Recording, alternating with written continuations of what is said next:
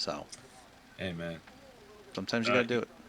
sometimes you gotta do what you gotta do. It's true. Tommy Hogan wouldn't have made an awesome Captain Hook though. What the fuck? He looks just like That's going in the beginning of the episode, just so you know. Like, that's the most random fucking question you've ever asked me in my entire life. Every time I was watching that doc today, and they're interviewing him without the bandana and shit. Yeah. And I'm over there. I'm like, this guy would have been a badass Captain Hook. Could you imagine him going, "Get me that Peter Pan, brother"? Like, what the fuck? I want that damn Peter Pan! And get me that alligator, brother. What the? Jesus Christ. Hey, Smee, brother. And Smee is fucking Mean Gene Okerlund. Would have been so sick. Yeah, that's actually great. Get off your ass, Smee. Get off your ass and stop me, Smee. I loved Hogan with Mean Gene. Hogan and Mean Gene were such a great combination. Come on, man. That was good stuff. Mean Smee. That's it. Mean Smee. Yeah, Mean Smee. Mean Smee. Let's go. Oh, love it. And Hulk Hook.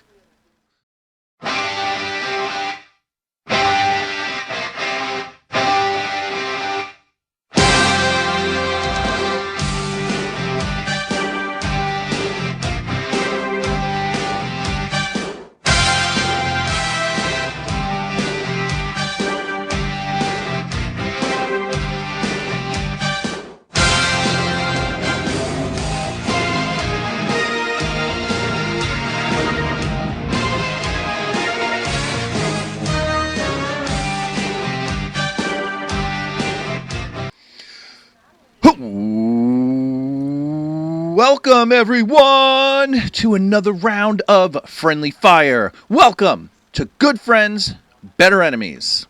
I'm Mike. I'm Mark. And, ladies and gentlemen, it is WrestleMania season. We just had WrestleMania 42 in Las Vegas. Mark, we had a great weekend, actually, watching WrestleMania. As always, I feel like it's actually becoming an annual thing for us, which I'm not opposed to in any way, shape, or form. I'm down with that. I had a good time. We always do. I mean, we literally, Mark and I, we hang out. But it seemed like, the past at least 4 WrestleManias? Yeah. Right? Well, I was there for 30. Well, no. You were there. You were there for 30. I mean, you were here for a couple WrestleManias when back in the day. But I mean, as far as like recency, we've done at least the past 4 together. Hell yeah. Yeah. And keep it going, man. Hell yeah. That's what I'm saying. Next year in hopefully there's a good lineup next year. In Riyadh. You know what? And I actually enjoyed this year. They're shitting on it, but I enjoyed it. Dude, there is so... Okay, before we get into anything, so I'll start off here. This is obviously the WrestleMania episode. We're going to break down our favorite WrestleMania matches of all time. It's going to be a wide assortment of WrestleMania matches on this list. I genuinely think this is one of the greatest lists we've done. And we've done some great lists. But, dude... The past WrestleMania is getting so much hate online, and it just shows. It's so crazy because people will just bitch and moan about anything. It doesn't matter what they do, and I'm not saying it was the greatest WrestleMania ever, but I had fun. Yeah, it was fun. I had fun watching it. What's your genuine? And I don't know why I haven't asked you this sooner, but it's perfect for the podcast. This question: what do you honestly feel about Danhausen? Because I know that's something that could teeter for you, like being like too much and... I have no opinion. He's a nothing. He's a nothing? Come on, he's so much fun, though. Listen, if that's what you like, then that's what you like. He's not for me. All right, fair enough. Stone Cold Steve Housen? Yeah, I'm good, man. Stone Cold Steve Housen. I like that. You need that beer Housen. Hell yeah, he got a picture with him in the back. I saw. Yeah, it's great. Fucking love that. By the way, Stone Cold was there and didn't come out. I know, man. I was so sad, but it is what it is. Yeah, I think we gotta face the facts that maybe he won't be coming out no more. I think we're done with Stone Cold for now. I mean, maybe we'll see him in the near future. Maybe Nick Khan told him he can't come out because of last year. Who the hell knows what happened? Oh, because of the whole fucking ATV Well, they thing. had a lawsuit, so maybe something happened there. That is true. All right. Before anything, obviously, like, subscribe, follow, guys. We're getting there, but we need more. We need some more followers. We'll probably come out with some type of contest in the near couple weeks. Maybe Mark and I will come up with something. But we really need those subscribers, those likes, the listens, everything to bump up, because we're starting to progress, but we really need it to get better. Let us know if you want us to do a live show, because I keep having this in my mind for us to go live one night and just bullshit with everybody that comes into the chat, talk about whatever you guys, movies, wrestling, whatever you want to talk about. I like that idea. Let's, you know what? Let's do that soon. We'll start promoting it, and then we'll have a live YouTube chat, and I'll get a phone line going so that people could call in. I swear to God, we're gonna go old school. We're gonna get a phone line so people could call in. 1-800 number? Yeah. Hell yeah. Hi, this is, why do you guys suck so much? Why does, that one guy, he doesn't know shit about anything? Why? Why is his nose so big? Talking about me. It could be either of us for the record. The schnoz. The schnoz. Schnozola. I'm not going to turn to the side because it's going to go completely off the screen. Yeah, you don't want to see that. Nobody wants to see that. All right. Before we break down, Mark, do you have anything else, by the way, to add before we start going into this? No, I just wanted to set the record straight. I enjoyed WrestleMania. Good. I'm really Especially glad. Night 2. I thought Night 2 was really good. Night 2 was, I genuinely think Night 2 blew Night 1 out of the water. But Night 1 was still good. Night 1, I had fun. Yeah. Night 2, I'm very, I was like upset at first, but I thought about it. I'm actually happy that the main event was clean. Oh, no nothing. We're gonna get into that. We're definitely gonna get into that. So, let's go for some honorable mentions before we go into our list. First on my honorable mentions list, and Mark, if you have any that you want to add, please by all means throw some out there. I have Edge versus Mick Foley at WrestleMania 22. Hardcore match. What's that? You like that one? Again, honorable mention, not on the list, but I mean, honestly, it showed what Edge could really do out there. I mean, Foley was at the tail end of his career. It was over by then. It was well over. But Yeah. the fact that he still put himself through that shit, and again, I still genuinely think Edge is one of the greats. But, honorable mention. Just a hardcore match, tables with fire. I mean, you had the barbed wire bat, we had thumbtacks, everything in this fucking match. The shit Foley did to get the new guys in the main event roster was amazing. Yeah. I mean, the shit he did for Triple H and Rock when they were still Intercontinental Champions. Yeah. The shit he did for Orton. The shit he did for Edge. Mm-hmm. I mean, he was Austin's first feud as a champion, so Yeah. he got Austin's run started. Dude, the guy doesn't get enough. He doesn't get praise enough for what he's flowers done. for what he did for that company as a whole. No. He's lost more than anybody, and he doesn't give a fuck. It never hurts him.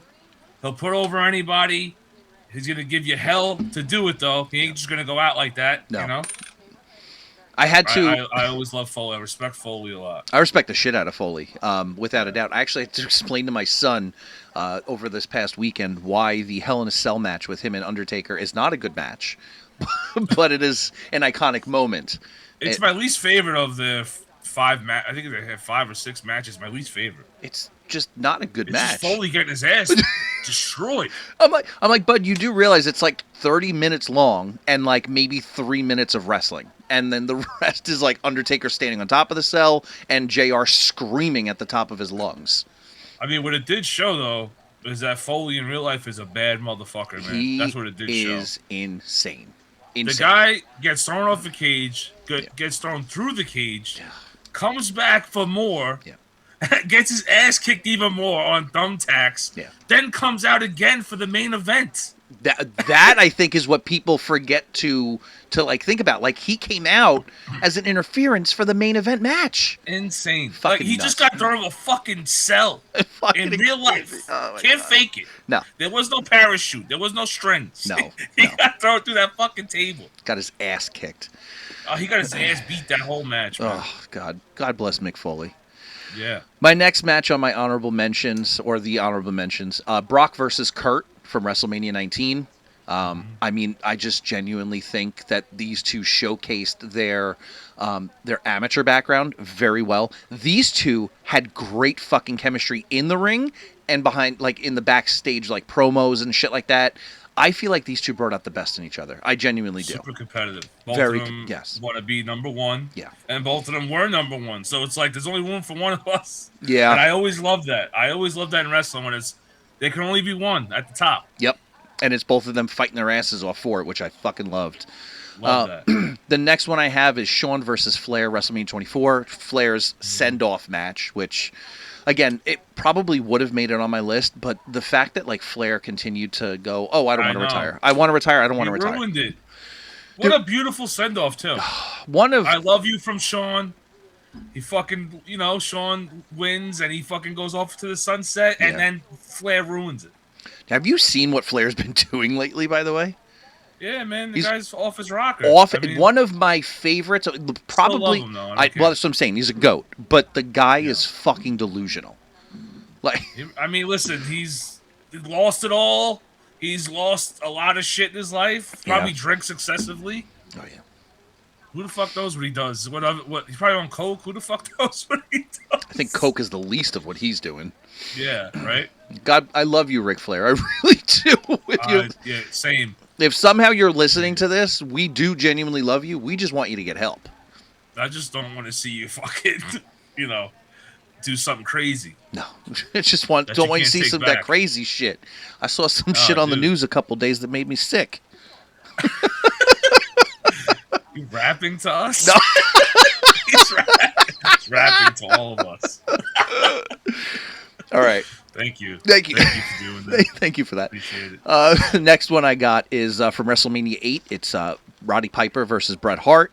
The promos for this, the pre-show promo for this, and the match itself, excellent.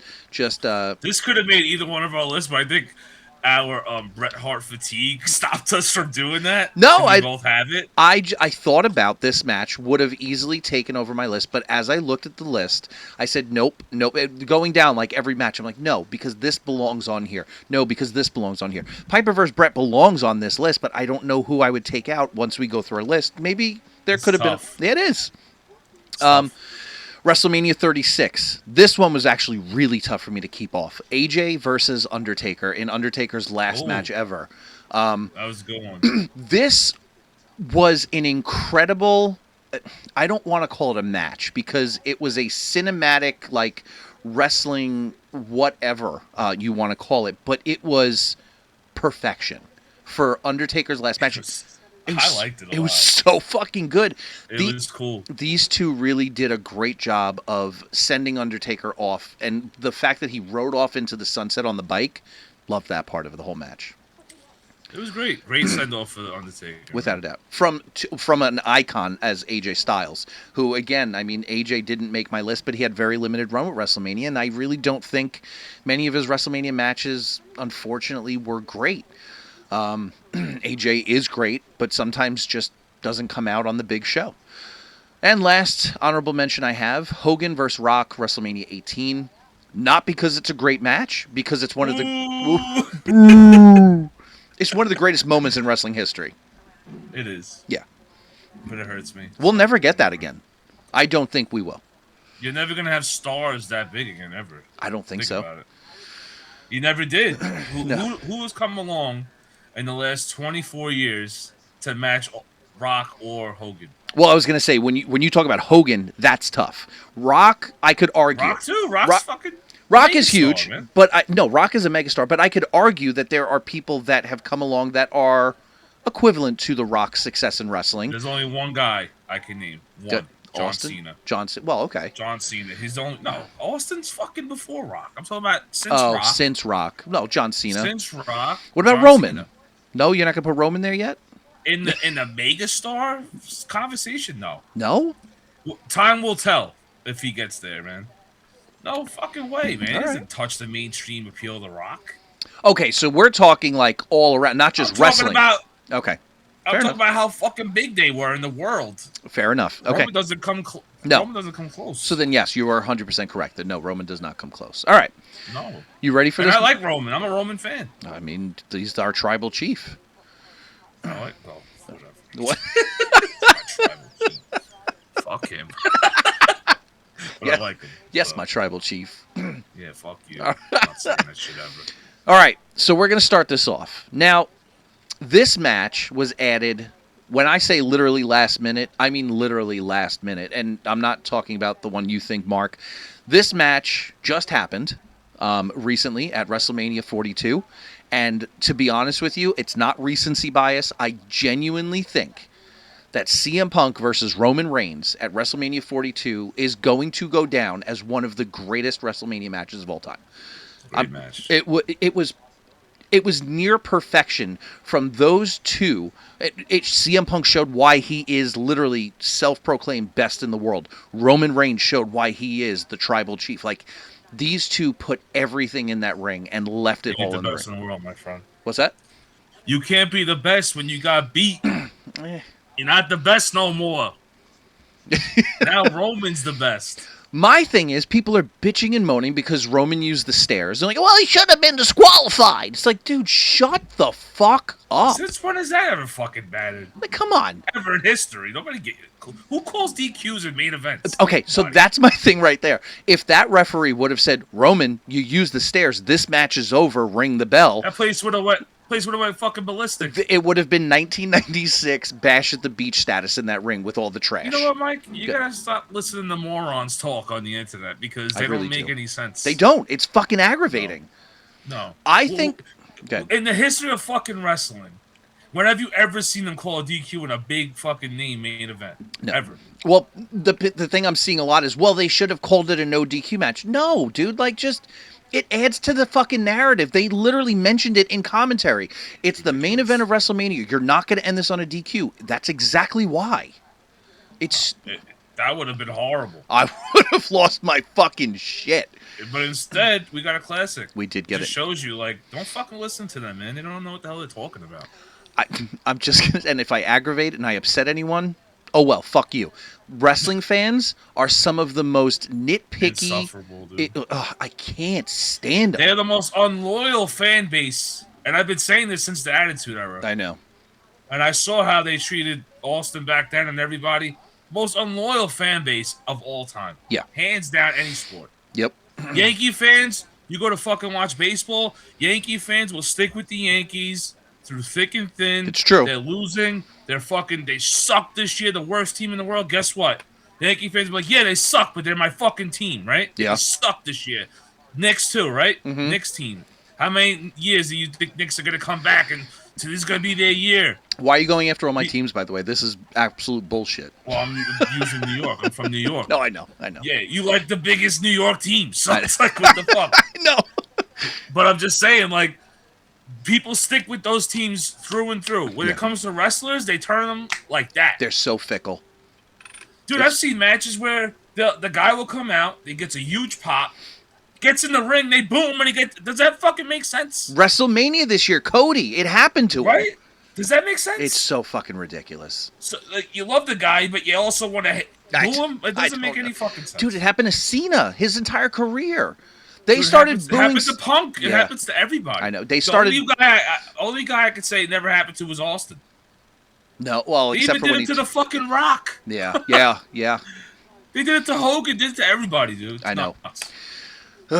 Well, like I said, this match for me specifically became an instant classic. And if you haven't watched this past year's WrestleMania, I mean, go at least check out this match.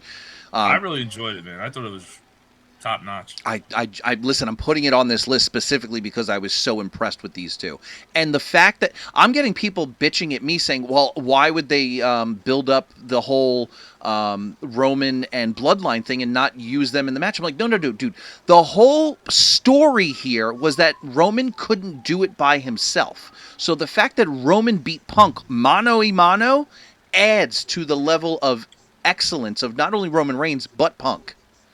What I loved about it, too, was that he beat him and he was talking shit. The whole match. The whole match. I loved it. My favorite one was... You like that, huh? You like that? You like that, huh? I think that's what I'm talking about. Like, that's a great fucking heel. Yes. Awesome. Yeah. No, when he sat up and he goes, "This ain't promo day, bitch." I'm like, "Oh, I love it, man. This is so good." He's so good at doing the tribal chief thing. Yeah. I can't see him doing anything else. No, honestly, the best thing that Roman ever did was listen to Paul Heyman, turn heel, and come up with this tribal chief gimmick. Dude, once he started getting arrogant and really believing it, getting into it, it was over. It was over for the rest of the roster, in my opinion. Dude, he's one of the longest reigning champions of all time for a reason. Like, this dude is it. All right. Who's cooler than him? I don't know. Name him. I can't name anybody cooler than him on the roster, man, to be honest with you. Danhausen. Why is this guy like a thing? I love it. I fucking love everything about it. Of course you do. I do. Listen, is Danhausen going to be world champion? No, but Danhausen is adding a level of levity to the roster that I don't think we've had in quite some time. It's the same thing that R-Truth did for quite some time. That's it. Oh, he ain't no R-Truth, my friend. Hey. R-Truth is great. R-Truth is wonderful. Dude, him He's and R-Truth. fucking funny as hell. He's hysterical. He's so good. All right. You ready for the next one, Mark? This is right off of your list. You're right off of your list. We got Stone Cold Steve Austin versus The Rock. No DQ match. WWE Championship. WrestleMania 15. Arguably their best match together at WrestleMania. This is the best of the trilogy. Yeah. Work rate wise, they did a lot more in this match than the other two. I mean, I was gonna say this one had a lot more depth to the match. I think from bell to bell, this is just a top-notch quality feud match, the whole nine. Dude, they hit two finishing moves on each other each. Yeah, which you didn't see at this time. That wasn't like common. I don't even think you saw it. I think this was the first match to do it during that era. It's the first match I can remember. Yeah.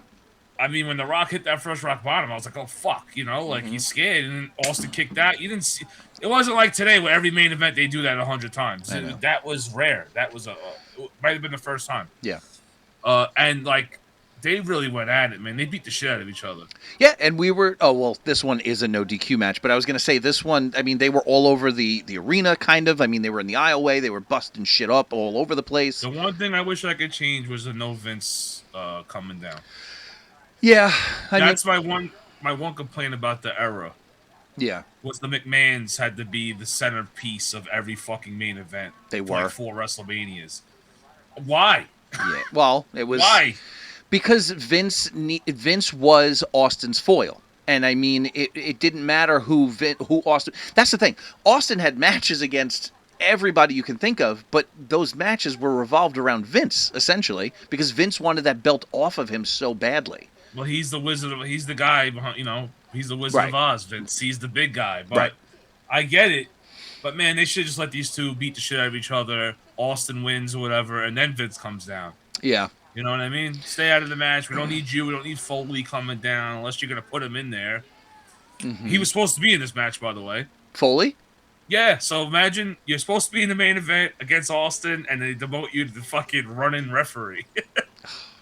That sucks. Yeah, and he had a match prior in the night, if I remember correctly. It was Big Show. With Big Show. Forgettable match. Yeah. Like, nobody gives a shit about it. He was supposed to be in this match. Damn. But, yeah. To me, the best build was 17, but this was the best match. Oh, 17's build is absolutely fucking... insane. It's insane. We can literally have an entire episode just off of that build. That build, you're never going to see that ever again. No. I mean, they keep trying to do it. I see it. Over the years, I've seen them try to do it. They ain't gonna do it. They tried it with Roman. You don't have the players. You don't have the right players, man. You don't have Austin Rock. No, they tried it with Roman and Punk this year. It was good. Every year, I feel like every couple of years they try it. Yeah. Like they did the Triple H Orton feud, right? Yeah, 25. They try it. And then they try to do the whole Pillman thing when he comes to his house, right? Remember Austin goes to the Pillman's house with the gun? They try to do it again with Triple H. You know what I mean? Yeah. They keep rehashing shit they did already, but it's just not as good as the first time. And that's the thing. Like, they're like, well, this was really successful. Let's see if we can rehash it for a newer generation, but it doesn't always hit. Yeah, but you don't have that bad bald motherfucker, No. Throwing a motherfucker in a kiddie pool and beating the shit out of him with a kid bike. You know what I mean? Good. Like, that was great. Like, you're not going to do that again. No, only Austin can take how do I put this? Just a trip to the fucking supermarket with Booker T and turn it into gold. which at the time I hated, and I love it now. I appreciate it now. It's one of my favorites. I know everybody was, and I was like, "Fuck that! Where's my badass motherfucker? You know, beat the shit." I didn't want this guy throwing eggs at, making pizza pies on his back. I don't want that shit. He's like, clean up in aisle 6. Yeah, I appreciate it more now. All right. Anything else for Rock and Austin 15?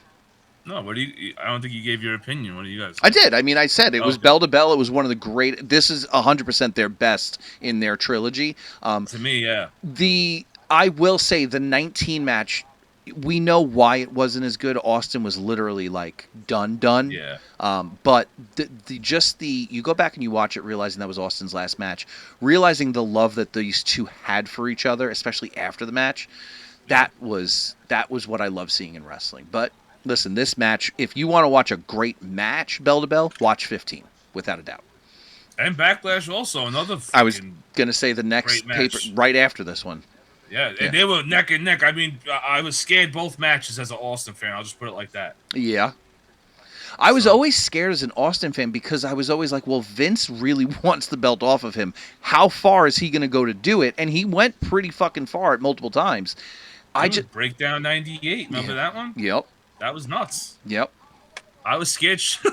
I was like, are they going to kill him? Like, what are they going to do? I don't know. But I just remember every pay-per-view, I was so nervous that Stone Cold was going to... I was like, this is the pay-per-view he loses because Vince has stacked the odds against him so much. Yeah. Hey, man, it was a great time to watch, and you were always on the edge of your seat, like, oh, fuck, what are they going to do, man? It was such a great time to be alive. It really was. And I don't know if it was because we were younger or just because it was that great, but, I mean, I do watch my son enjoying it the way I enjoyed it back in the day, so maybe it is an age thing. I don't know, man. I mean, we're older, we're wiser to what they do, and I just remember my grandfather and my uncle watching, WrestleMania 15 with me, like, this is bullshit. I'm like, what are you talking about? This is fucking great. Yeah, all the old timers. Yeah, this ain't like when I was a kid. But now it's us. Dude, we're the old timers now. But hold on. Go ahead. There's a reason why. Okay. The selling has gone way down, man. You got to admit it. Yeah, it doesn't look nowhere near as brutal, and I guess that's because of that. I guess they have to tone it down because of sponsors.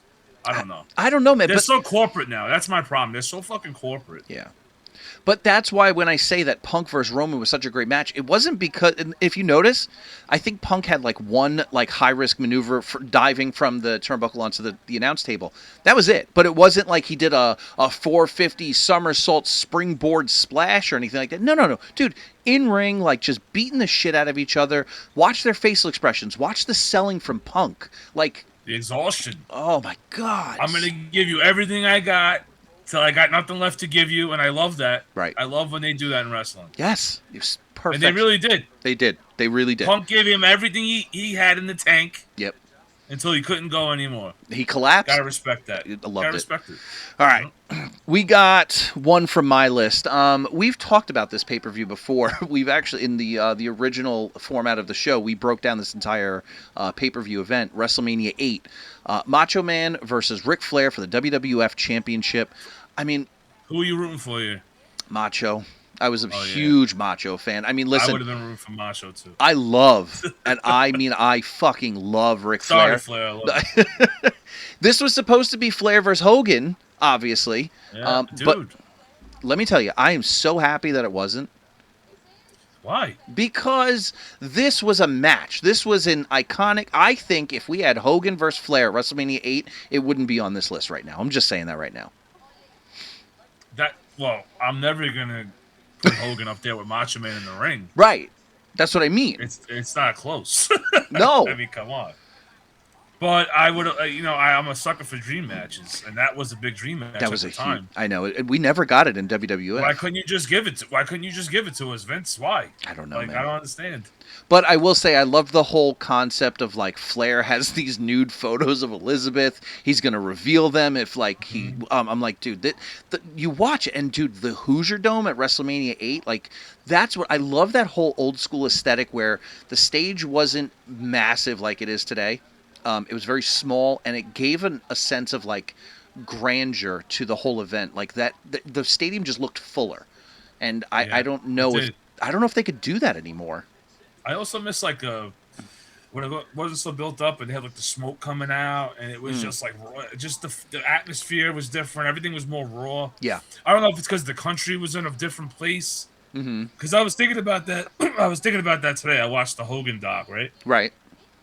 And I was trying to rationalize why Hogan's run was so big and so long. And I was like, why didn't Austin or Rock get like that big long run like Hogan? Mm-hmm. And then I got to remember, society changed. Yeah. Like the '80s, kids thought this was real, Yes. Yeah. and adults thought it was real. So they were buying it, thinking Hogan was really this huge specimen, and he was running through everybody. And he's Superman, and they were buying it. Right. And then when we were growing up, we made this guy who's a fucking rebel, and he's doing all this crazy shit. We made him the hero. Yeah. That wouldn't have flew in the '80s. No. So I'm just thinking about like that era. It was like the shit that they did back then to just make it special, the way it looked, the feel. It was so cool, man. It was just different. Oh, it was totally different.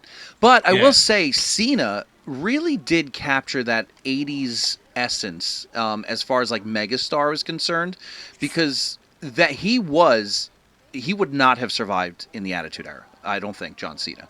No, he would have to been more, a He, little well, more edge.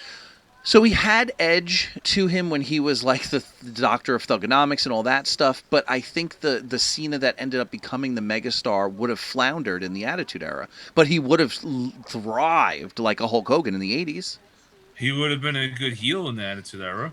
You think so? Yeah, but he would have been a jobber like to Austin Rock. Yeah. He would have been like, kind of like what Rikishi was, which sucks. Yeah, that's true. You know what I mean? So there's a reason why these guys prosper in the eras that they do. Right. Because I can't see Orton in the Attitude Era, and I can't see Cena in the Attitude Era. No. I can't. I just don't think they would have worked for some reason. Or Batista, or any of those guys. Well, I think Orton wouldn't have worked in the Attitude Era because Attitude Era was heavily focused on like cutting a great promo, building a great story. Orton was never great at promos, and he was never good at getting himself over. He's great in ring, one of my goats, but you give him a microphone, and I'm like, dude, enough. Like, end it. Like, we're good. Like, He's not terrible. He's not. He's very droll. Like, he's very like. There was a rage, man. It was, you know what I mean? Yeah. Those guys were fucking fired up. They were angry. I want to be the fucking best. That mentality and that way to be is gone. It is. They're all friends in the back, and they're all playing games together. They rode alone, those guys. Like, Austin didn't travel with The Rock. They weren't hanging out playing cards in the back. No. But everything was kayfabe and took it serious. And that's the thing. It's because I think social media is slowly destroying pro wrestling. And I mean, social media's been around for what? Slowly, it's been killing it fucking forever. But that's what I'm saying. I mean, slowly because it's not officially dead yet. Like, oh, it's not dead. Thank God. I mean, I don't know what I would do. But I'd be sad. There's always going to be a part of me that loves wrestling. Yeah. Always. I'll always have a love for it. I said it to Scott the other day. It's the only thing I've loved this long in my life. Since I'm 2 years old, I've been loving professional wrestling. Nothing else in my life have I ever loved that Even long. when I try to fight it and say, I know. I'm not going to watch it. I watch it because there's always going to be this love I have for it. Yeah. It's crazy because you're like, you and I will go back and forth because I do love modern product. And I'm like, dude, you got to watch this and this. You go, stupid. Then you're like, all right, it wasn't that bad. I'm not. Yeah, but like, I guess because I stopped chasing that feeling of like, this is fucking incredible. Mm-hmm. I realized that when I watch wrestling, I'm not getting incredible stuff. Okay. But if I just go in there and I just chill and I don't critique it and I have fun with it, you enjoy I could do that. Right. I could do that. But if I'm the standards are not going to be met, and I have to realize that. Right, and that's what I'm thinking. So, like, if you're the Attitude Era, like, you're not going to be the golden age of wrestling with the Andres and Hogans body slamming each other, but they succeeded with what they succeeded with, and then obviously the Attitude Era you talking about? Yeah, over the Golden Era. Yeah. See, that the one thing I'll say about that is nobody was clamoring for Golden Era guys in the Attitude Era. We were happy with what we had. But that's what I'm not trying to disparage the Attitude Era in any way, shape, or form. What I'm saying is, like, inside. You're saying the Golden Era was better than the Attitude Era? No, and that's not what I'm saying at all. What I'm saying is, like, the Attitude Era had different things that succeeded from the Golden Era, but the modern era has different things that succeed from the Attitude Era and the Golden Era. Like but we're still clamoring for I know Austin to come out and have a match. We we're are still clamoring for The Rock to come back. We didn't have in the Attitude Era. I wasn't clamoring for fucking anybody from the Golden Era to come out. I didn't care. No, the roster was so good. Yeah. I just didn't give a shit. I mean, the only thing that I would say is because WCW was there, all the guys we would have clamored the dream for matches, of course. All the guys we would have clamored for were in WCW, so it was never going to happen. That's it. Once they built WCW up, and I saw like, okay, these guys are fucking still great, still doing stuff. Yeah, of course I would love some dream matches. This guy's egos are too big; they're never going to give it to us. No. If Vince was smart and Eric Bischoff was smart, they would have joined up. I'm sorry, I know we're going off on a tangent. No, it's great. I'm sorry, but when we talk about wrestling, it goes all over the place. Towards this. It just happens. But it's like, if they were fucking smart, right, and they put the egos aside, they would have joined up, had a huge mega WrestleMania where it was all dream matches down the line. It would have been fucking huge, the biggest pay-per-view ever. Mm-hmm. And for some reason, these guys cannot. The egos are so big, they just can't do it. But it's the same thing nowadays. So many people are like, why can't we get an AEW versus WWE? Because listen, there are guys in AEW that are renowned as some of the. I mean, Will Ospreay. Oh my God, why can't I think of his name? Oh my God, Adam Page is a great one. Again, there are guys in AEW that I would love to watch wrestle some of the top guys in WWE, but we're never going to get it. And it's partially ego. Small ego. Yeah. All right. Plus, you got guys in charge that still go by the old way of like, fuck them. We're not giving them any spotlight. Yeah. No, not at all. All right. Let's move on. Next one, probably, I would say the greatest ladder match of all time. And that's, it's one of those, like, it's a classic. It's, Wait, I wouldn't say it's the greatest of all time. No. You wouldn't say it's the greatest ladder match of all time? No, hell no. Okay. It's not better than TLC. See, but I don't. Okay, so this is where I get technical. I don't consider. I guess it is a ladder match. So yeah, all right, I get what you're saying. Listen, it's a pioneer match. Yeah. Well, yeah.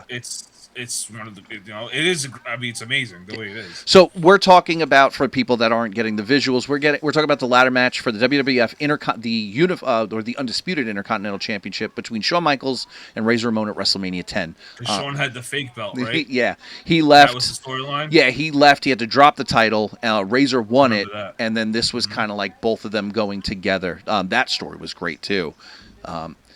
The story behind this, by the way, I don't know if you knew this. Brett basically was introducing the ladder match, which was very big in. They had a ladder match in '92. Yes. Shawn and Brett. But Brett takes all the credit for it. Right. So Brett brought it over from the Canadian, his father's promotion, which it was very well used there, and said, "Look, we should do this." And then Vince turned around and goes, "All right, we're going to put Shawn and Razor in this." And Brett's like, "What the fuck?" Like, see, here's the thing. But Brett was in the main event. Thank you. So why the fuck are you crying? I don't know. But listen, it is what it is. But at the end of the day, this match, Shawn is in a lot of inaugural fucking matches, and Shawn elevates those matches because he's just that fucking good. First ever Hell in a Cell, first ever Elimination Chamber match, obviously first ever ladder match. You could go on and on. Was that the first Iron Man match? Well, yes, it was the first Iron Man match, yeah. So there you go. So it's like this guy Dude just keeps going. Yeah, man. Amazing. What an amazing run. I mean, listen, we could probably argue that Shawn Michaels might be the greatest WrestleMania performer of all time.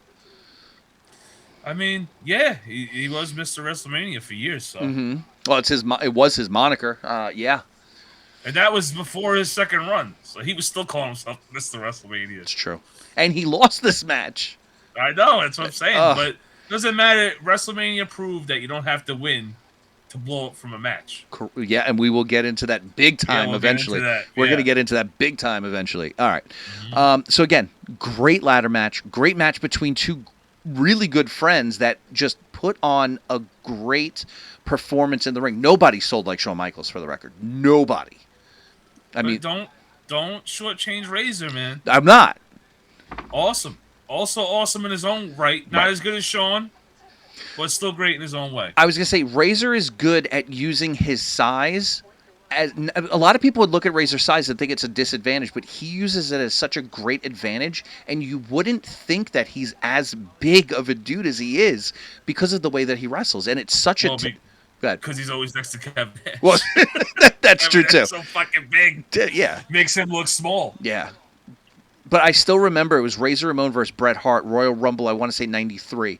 And they kept talking about how is Bret going to get the sharpshooter on Razor because he's so tall. And I'm like thinking, how tall is Razor Ramon? And then I saw Bret trying to do it, and I'm like, dude, this guy's got like long fucking legs. He's like 6'6", right? I think he's 6'6" or 6'7". Yeah. Yeah, nuts. Fucking nuts, man. Anything else for the ladder match, dog? Oh, great match, classic. And I would say. It put the ladder match on them. It's the first ladder match, and it would definitely live up to the name and made it iconic. Oh, yeah. Right off the bat. Yep. If you think about it, this could have been a stinker, man. It could have been. Yeah. You know what I mean? If you didn't have the right guys doing it, this could have sucked, and they would have never had the ladder match again. I was going to say, if we didn't have this ladder match be as good as it was, we probably wouldn't have gotten all the other incredible ladder matches. All, like you said, TLC, like all these incredible, like, modifications of the ladder matches down the line. TLC was nuts. TLC was nuts. Insane. Yeah. That was crazy. All right. We are going to move on to another Shawn Michaels match right now. Shawn Michaels from WrestleMania 19 against Chris Jericho. Singles match, one-on-one. Dude, Chris Jericho is easily one of my top GOATs. I mean, this whole list is just a list of GOATs, for the record. But these two, man, God, did they put on a fucking clinic with each other. This was apparently Jericho's dream as a child, was to wrestle Shawn Michaels at WrestleMania, and he got to live it out. I mean, how many people could say that? And he had a classic with him. Absolute fucking classic. Awesome. I mean, it's for Shawn's first WrestleMania back. Yes. Comes back with a banger, which I loved. Right out the gate. Yeah, you knew that we were in for a great run, man. After SummerSlam, after WrestleMania, after all that shit he was doing, I knew that we were in good hands with Shawn, man. We were going to do some good shit. And this match, amazing. And he didn't really let up after this. No, kept going. I would say Shawn is one of the few people, and it's happening more because people are leaving more frequently, like a Cody, like a Punk. But Shawn really started the trend of like coming back for a second run and taking off and outperforming his previous run. I would say it's the best second run ever, without a doubt. Yeah. Yeah. I mean, maybe besides Hogan. Well, okay. Hogan's second run was amazing. Hollywood. So yeah, Hollywood. So it's like how you really can't top that, but this is right up there. Yeah, without a doubt. Uh-huh. All right, we have another. Actually, this is the one and only appearance of the late Hulk Hogan on our list right now from WrestleMania 6. Ultimate Warrior versus Hulk Hogan. Winner takes all. WWF Intercontinental title versus WWF title.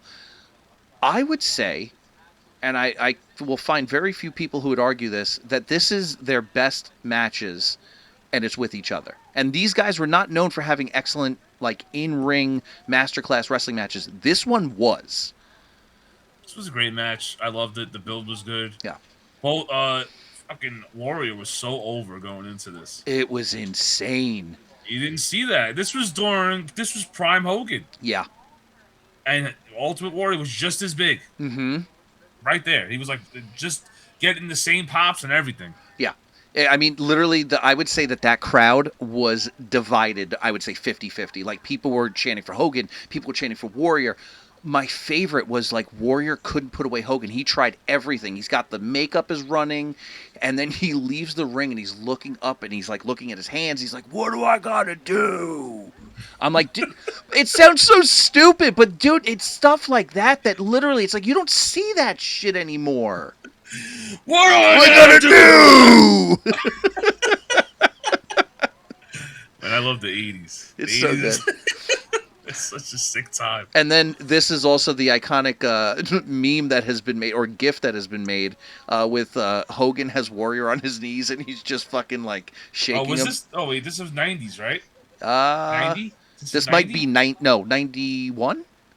Okay, so this is 90s. I'm sorry. Yeah, well, it was still kind of 80s. It's though, 80s at going on. Jace. Fuck that. Yeah, it's still the 80s, and the early 90s was still kind of 80s. Yeah, so exactly. Look at that. Look at Warrior's hair, man. I love that perm. Look at it. It's so good. My favorite is in like all of the WWE games that he shows up in. He's got the biggest fucking perm known to man. The worst hair ever. I'm like, what the fuck is that? They give him and Triple H the worst hair of all time in the games. And I don't get it. I had to hear for years and years and years, every time a new wrestling game would come out, Mark would bitch and moan that Stone Cold's entrance was so fucked up because he would like twirl around. Do you remember he used to twist his body on the corner? I know. I was like, when did he ever do that? Ever? Dude, I have messages from Mark like way back in the day, and I'm talking like, post high school, and he would be like, dude, he does that fucking turn thing shit. I'm fucking pissed off. I'm like, all right. Because it's stupid. Because it's so we came stupid. From Here Comes the Pain, where they nailed it. Yeah. Then we went to the SmackDown vs. Raw 06, which was awesome. Probably the best story mode they ever did with the voice and everything, voiceovers.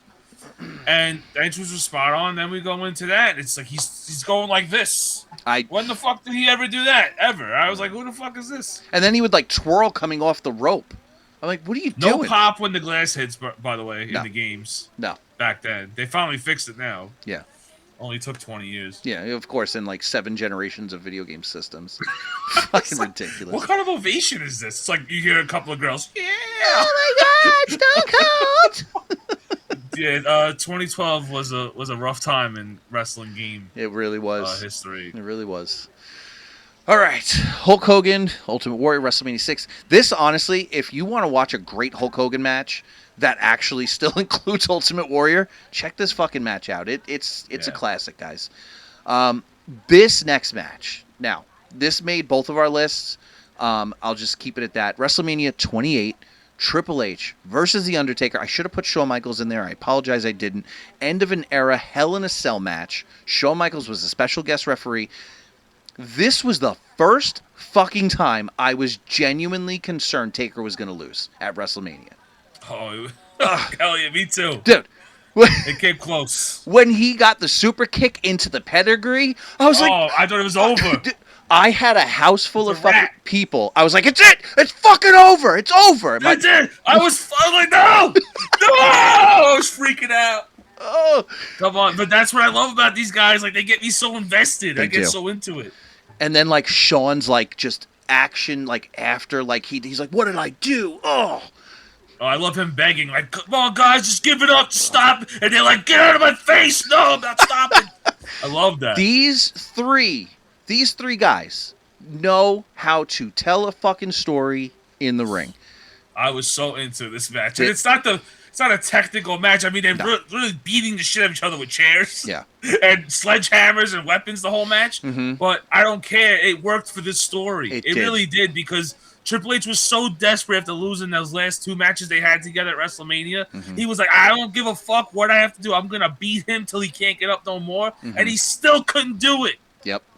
That's amazing. And the selling, perfect ending. Oh. And then, right when they give us the perfect goodbye for the 3, they fuck it up. Like always. Just like always. They give us this beautiful send-off for the 3 of them. I'm like, this is a beautiful send-off for The Undertaker. He retires he has 20 perfect record. Yeah. Nope, they bring him back for that fucking Saudi Arabia show, right? Yeah, they did. And then they keep The Undertaker going for a couple other WrestleManias. I'm like, why? This was a beautiful ending. He wanted it. He wanted to keep going? He wanted to keep going. It's a mistake, dude. They gave you the perfect send-off. And you were going out as a winner, too. Yeah, which is rare. But, I mean, if anybody deserves it, it's Undertaker, for sure. That's what I mean. I was fine with that. But you know what? I try to pretend like that shit didn't happen after this. You know, I will say, so while we're talking about this match, one match that did not make either of our lists, and I'm thinking about it right now, WrestleMania 30, Brock versus Undertaker. Now, it's not a good match in any way, shape, or form. But why I'm bringing it up is because that moment alone. Because nobody that I know thought that Undertaker was going to lose to Brock Lesnar at WrestleMania 30. Nobody. No way. They thought it was a toss-up. They think it was a throwaway fucking match, like Mark Henry at, I think it was 24.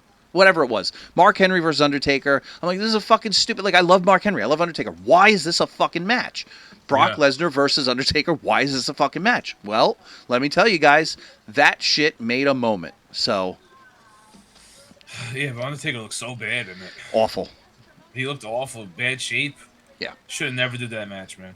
No, I mean, listen, it was I've watched it a couple times since, and you watch when he gets concussed, and just he does not have his wits about him throughout half that match, and probably more than half the match. He said he doesn't remember after he gets dropped on his head. No, he does not remember shit, which is crazy. Yeah. All right.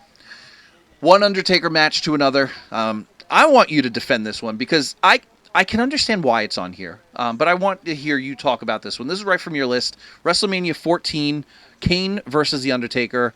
Kane's debut, WrestleMania debut. You like the match, or do you like the whole... I love the match. Okay. I love the build. I think one of the best builds in history. Builds is phenomenal. Build is absolutely phenomenal. The match is a fucking a big man match. It's how they're not going to fly off the fucking top rope. But Mike. They did. No. That's not what I'm asking for. No, that's not what I'm looking for at all. What do you want? You want a Benoit, Kurt Angle thing? It ain't going to happen here, pal. This is big boots, choke slams, and tombstones. That's what the match is. But this was the first time that I saw an Undertaker match. I said, fuck, man, he might actually lose this. 3 tombstones. Yeah. When he hit the first one, I was scared. Undertaker kicked out. When he hit the second one, I said, that's it. Kane got this. But then Undertaker kicked out. I mean, that ending was awesome. This is what I expected, but I didn't expect that ending, though. Okay. I expected a big man match. They did the same thing with Sid and Undertaker at 13. Mm-hmm. That's what I expected. They did the same thing with Diesel and Taker. That's how they fight, man. That's true. The big guys go at it like that. Yeah. No, you make a good point. Yeah, but Kane had his number, man. I thought he had his number. I thought that was it. This one, and this was really before the streak was identified as a streak, but man, Kane, I genuinely thought Kane was going to be the downfall of The Undertaker, just as far as the storyline goes. Like, I didn't think there was anything wrong with... I thought so, too, man. Yeah, I mean... Because he was beating the shit out of Undertaker, man. Really was. He was the only one that was really, giving Undertaker a run for his money at that time. Absolutely. And what's so crazy is the entrance for Undertaker at this WrestleMania. Like, with the druids and the torches. I was like, dude, this is... What don't you like about this? I can't name one bad thing about this match. I genuinely got to go back and watch it. I have not watched this match in quite some time. You're hating from when you were fucking 10 years old, dude. Watch it now. That's what I'm saying. Match. I have to watch it again. I just don't remember there being... There were some spots in the match that I was like, this is good, but I'm going to go watch it again. I mean, I'm probably not giving it its due, but I trust you, so. Love this match. All right, fair enough. I liked all the shit they did after this. The Inferno match I liked. They had some bangers, man. They really did have some fucking bangers. Really did. They really beat the shit out of each other. They really did. If there's two guys that are going to do it, it's these fucking two. Yeah, man. I loved it. All right. I was like, wow, they introduced Foley when he was Mankind with the Undertaker. It worked off the bat, and this one worked off the bat too. It was like magic twice. Okay. Both of them just worked. Interesting. No. Yeah. That's my. I don't know what you're expecting here. You're expecting fucking Kane to hit the fucking. I want to see Kane hit a shooting star press. I want to see. That ain't gonna happen, my friend. I want to fucking see it. I remember them doing some high flying spots. If I'm not was it this? Yeah, it was this Mania. Taker did like a fucking flying tope over the top rope. Wasn't it? He always did that. Yeah, but I don't remember seeing him do it much before this. He did it to Yokozuna. He did do it to Yokozuna. You're right. When they Buried Alive match, you're right. It's like 8 guys. Yeah, yes. He was doing it for a long time. Yeah, Taker was a very athletic big man. Very fucking athletic. He was the most athletic big man, in my opinion. I think you're right. I mean, think about it. Besides Kane. I would say Bam Bam, but Bam Bam wasn't... I mean, Bam Bam was doing the moonsault. Bam Bam was... I don't consider him... A big man? That, though. What? Yeah, nah. Fucking he ain't 7 feet tall. Bam Bam was, I think, like 6'6", 6'7". Yeah, that's 4 inches off. Hold on. These guys were... I think they were billing Undertaker at like 7 feet at this time. Yeah, I obviously that... No, wow, Bam Bam's only 6'4". Fuck, I'm way off. Yeah, he's not... All right. I mean, he's a heavy guy, but he ain't a a big boy. man. I don't know. I get what you're saying. Yeah. All right, you might argue this one with me, Mark, but I can defend this match to the ilks. This is from WrestleMania 31, Randy Orton versus Seth Rollins. It's single It's the match. one when he hit the fucking. Is it the one when he hit the RKO off the? Yes. That RKO was sick. So the story behind that RKO, Seth wanted to do that. Like he kept saying to Randy, "I want to do this. I want to do this." Randy's like, "No, dude, it's too dangerous. I don't want to hurt you." Blah blah blah. They didn't even fucking practice that. They just hit it. Randy goes from the day of WrestleMania. He goes, "Dude, we're gonna do it. Just hit. I'll cue it. You do it. We got it." That's why if you watch that match, Randy Orton freaks out the way he does because looked fucking epic. It was so sick It to was watch so- on TV. I was like, holy shit. Yeah. I mean, they're two pros. Yeah, I mean, yeah. you know, they're both great. Yeah, two in-ring, probably two of the best modern workers you'll ever see in these two. I genuinely think Seth Rollins is an underrated wrestler because everything goes to Roman, everything went to John, everything goes to Punk. But Seth is up there, man. Like, he is just an absolute epic fucking worker. I like Seth Rollins too. Yeah, I know you do. I'm glad that he got, you know, the push they did because he could have been another what's his name? Mm-hmm. Fuck, you know what I'm talking about? Ziggler. Oh, okay. Dolph Ziggler. Yeah. He could have been another Dolph Ziggler easily Yeah. if they wanted him to be. Mm-hmm. Because Dolph Ziggler had everything, dude. That guy was super talented in the ring. He could cut a promo. Yeah. You know, the guy could do it all. And then look what they did with him. Well, I mean, he got hurt a lot, and that was his. So did Seth. Well, that's what I'm saying. Like Seth, I feel Seth's like is injured all the always fucking time, every and year. Seth is always injuring other fucking people. He just fucking. I don't know if you saw. Braun Breaker just came back from a huge hernia injury, and him and Seth were supposed to have this feud. They're doing it now. Seth comes out, whaps him with a fucking chair in the back of the head. He miscues the chair shot and cuts Braun Breaker the back of his fucking head wide open, gushing blood. I'm like, here we. Did he retire Sting too? Yeah, well, technically, yeah. He gave him a buckle bomber, and Sting just fucking collapsed. And he injured. I'm saying, man, like this is the only dude in the world that can injure like fucking icons, legends, and like top guys, and they're still like, okay, you're good, dude. Don't worry.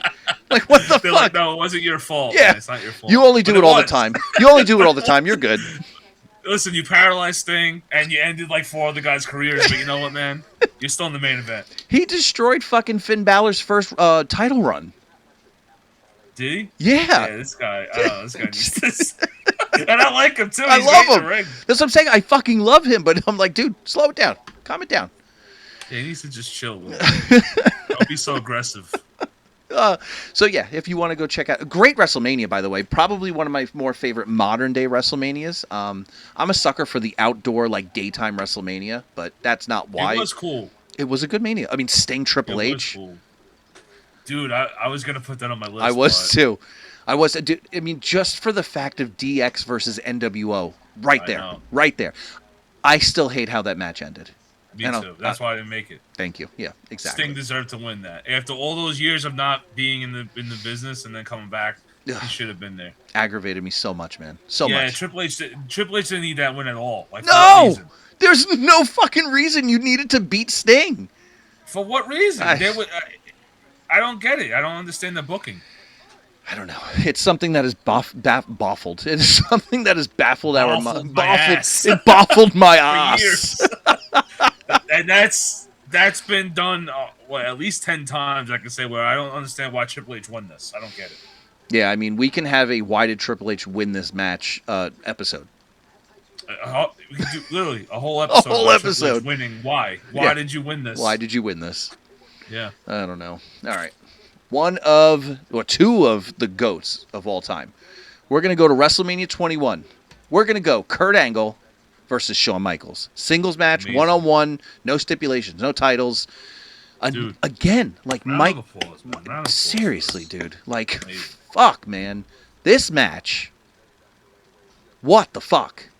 I love Kurt talking about this match when Shawn came up to him. He's like, I'm not scared of you. I'm not afraid of you. Like, completely like out of characters to say that. You know what I mean? Yeah. Like, not even in character. He just said, I'm not afraid of you. Mm-hmm. And Kurt's like, okay. But it's like, they go in the ring and they never wrestled before, I don't think. No, I don't think so. Together, so like they went in and just had magic together off the bat. I mean, there was very few people that Kurt couldn't have a great match with, and which is one of the reasons I do think he's the GOAT. But when you put these two in the ring together, dude, it's incredible what these two did at WrestleMania 21. And Michaels I love Shawn for this too, because Shawn was considered the GOAT forever in the ring. Right. And he's kind of passing the torch to the man who I would say is the greatest of all time in the ring. Yeah. So, like, there's shit that Kurt was doing that I've never seen Shawn do ever in his whole career. I don't care, prime Shawn, post-prime Shawn, it doesn't matter. He wasn't doing any of that shit that Kurt was doing. No, and he couldn't. No, he never could, man. Kurt's amazing. I mean, he doesn't get the love that he deserves because everybody's like, oh, he was an annoying heel. Yes, that was his job. Okay, I'm just going to say this really quickly, and I might piss people off. I might piss Mark off by saying this. When you're a fucking heel, your job is to get people to hate your fucking guts. That's why The Miz is so good at being a heel, because people just genuinely, they want to, okay, your goal should be, they want to watch you get your ass kicked. If you're a bad heel, people are going to be like, dude, I don't care about you. Like, I really don't. That's just not being good with a babyface or a heel. If you're good at your job, people hate your fucking guts. That's why I think Dominic is so good right now, because Dominic makes people legit watch him get his ass kicked. It's just what you're supposed to do. When you're a heel, you want to get that heat. Thank you. You want them to fucking hate you. You want them to want to rip your throat out because you want them to hate you so much. That's the goal. And this guy did it off the bat. Off the bat, just amazing, cutting promos, rubbing it in the audience's face. He knew exactly what to do, and he executed it so well. Yeah. It's one thing to be told what to do by veterans. Mm-hmm. It's another thing to actually go out there and execute it to the level that he did. You know what I mean? Without a doubt. I could get into the business, back in the day, and people, they could come up to me and tell me how to do a promo, but if I don't execute it properly or do it the right way, it's going to fall flat. Yeah. This guy took what they said and completely just ran with it. I was going to say, he basically made people go, this guy, for somebody, first of all, no lineage in wrestling history. He does not come from a wrestling family. He obviously has an amateur background. He's a gold medalist, but he used that. There are so many gold medalists that have come and gone. There's so many UFC guys that have come and gone. They could not do what Kurt did. They couldn't adapt. No. To pro wrestling, and he did. So well. Complete natural. Yeah. Natural. And I love, my favorite Kurt Angle is when he wasn't a face or a heel. He was kind of just determined to just be the best wrestler in the world. He didn't give a fuck about what the crowd thought. He didn't give a shit. He was just going out there to put on clinics. Yeah, and he did it. And he did that. I love that. My favorite recently, I was listening to the Sam Roberts podcast. If you're not familiar, he does a lot of wrestling stuff. He's on the Pro Wrestling Nation channel on Sirius. But he basically said, he goes, people bitch and moan saying that these guys have go-away heat. And he goes, no. Nobody right now has go-away heat, because go-away heat is silent. Go-away heat is literally you come out and they don't make a fucking noise for you. They don't boo you. They don't cheer you. That's not what these guys have. That's not what Kurt had. And that's not what I was talking about before. These guys have just genuine heat where you're like, I can't stand you. And that's what they're good at. Yeah. Yeah. The only guy I remember having real go-away heat was X-Pac, which is funny. I know. Remember when he had the go-away heat? Oh. They hated him. Listen, there was some guys that just had, again, some of the baby faces that Vince put out there had go-away heat because people were like, what is this? What the fuck are we doing? Is it better to have that hatred with the fans? Or is it better to just be the fans could give a fuck less about you, like Bob Holly? Listen, no, I was no. Right? Bob Holly went out there I remember watching him for years, right? Yeah. He was a race car driver. He was the badass, right? Yeah. And no matter what he did, nobody the guy had zero charisma. The guy had zero talent on the mic. Mm-hmm. I don't know. That's a guy I just never understood why he was in the business. I hate to say that. I never got it. I don't get it, man. But if you ask me, If they said, listen, dude, you have two options. You're going to be the world champion. You'll win at WrestleMania, but not a fucking person is going to like cheer you or make noise for you. Or you're going to be the greatest heel of all time and you're never going to win a title. I'll take that heel spot any day of the week. That's why Triple H was so smart, because Triple H knew he wasn't going to be the top babyface. Right. Triple H had to pivot, and he became the best heel in the world. Yeah. I mean, come on, man. Some guys got it, man. These guys have it. Kurt had it. Triple H has it. You know, those guys are just super talented, man. Yeah. I mean, I don't know if you agree with this, but I think when JBL turned heel, best fucking decision of his career. Hated it. You hated it? He could have been such a bad motherfucking Texan. Could have been a big face. Completely fucked that whole thing up, in my opinion. I don't disagree with you where he could have been a badass Texan, but the whole, like, JBL better than you, wrestling God, I thought it was good, man. How many times are we going to do this? We've seen this. Yeah. We've seen that repackaged how many times, man? He could have been like he could have. You got to figure all the badasses are gone at this time. Yeah. We need a badass. Well, remember we were just watching 13 and it was his debut, and he just like that promo he cut before that match for the he was part of the Blackjacks, and he was just like, oh, I'm gonna kick your ass out there. Yeah. Right. But like, imagine if you would have honed it and became like a real badass Texan that becomes like over with the fans and shit. I think he would have been awesome. That would have been cool. But whatever, man. We got what we got. I tuned out at this time when he became heel. Yeah, no, I know you did. I stopped liking it. All right, we're going to go almost all the way back with one of my favorite WrestleMania matches of all time. We're going back to WrestleMania 3, Macho Man Randy Savage versus Ricky the Dragon Steamboat Intercontinental Championship match. Now, I'm telling you, man, there is one other match on this list that I will say is the greatest WrestleMania match of all time, but this match is like neck and neck with it. Because when you talk about, I mean, we've talked about constantly how great of a worker Macho is. Ricky Steamboat doesn't get enough fucking credit. I mean, do you remember Ricky Steamboat versus, at the time, stunning Steve Austin? Yeah, WCW, man. Oh, my God. Amazing matches. They really were putting on clinics. That was some great shit. Yeah, they really were. And, I mean, again, no, you know, whether you have kids, because again, I showed my son this match, and I was like, Bud, listen, sit and watch this, because this is a classic. And he even said, he goes, this is pretty good, Dad. So it's great. I don't know what else to say about this match. It's just near fucking perfection from two of the greatest to ever work. Yeah, I mean, you're not going to find better workers than these guys at that time. No, I don't think so. And that's the thing. We talk about workers. We talk about, you know, there are guys, and that's the thing. Like, there's different class of wrestlers, and that's an unfortunate thing because, like, you're never going to put John Cena in the class of a worker, but he's still a GOAT. You're going to put Kurt as a worker because he could do it all. Shawn, a worker. Hogan, not a worker. So it's tough because there's so many different classes of being a pro wrestler. But listen, man, like Macho was always my top echelon guy, and I think he will forever be. I don't think anybody, for me, is ever going to cascade over Macho Man being a top guy for me. Back in the day, I remember I had Macho Man over Hogan. I always had Macho Man over Hogan. Always. Well, we're kids, so it's like I know. You would think Hogan would be my guy, right? Yeah. But it was Macho Man was my guy. I don't know what it was. I was always Macho Man and Ted DiBiase. Those were always my two guys. Ted DiBiase was not one of my favorites. I know he's one of yours. Yeah.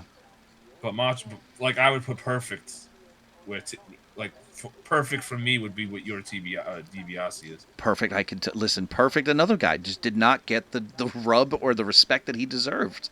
Amazing in the ring till he was doing shit before any of these guys were. Yeah. Dude, do you remember when he came back and he was schooling fucking guys like Stone Cold and shit like that?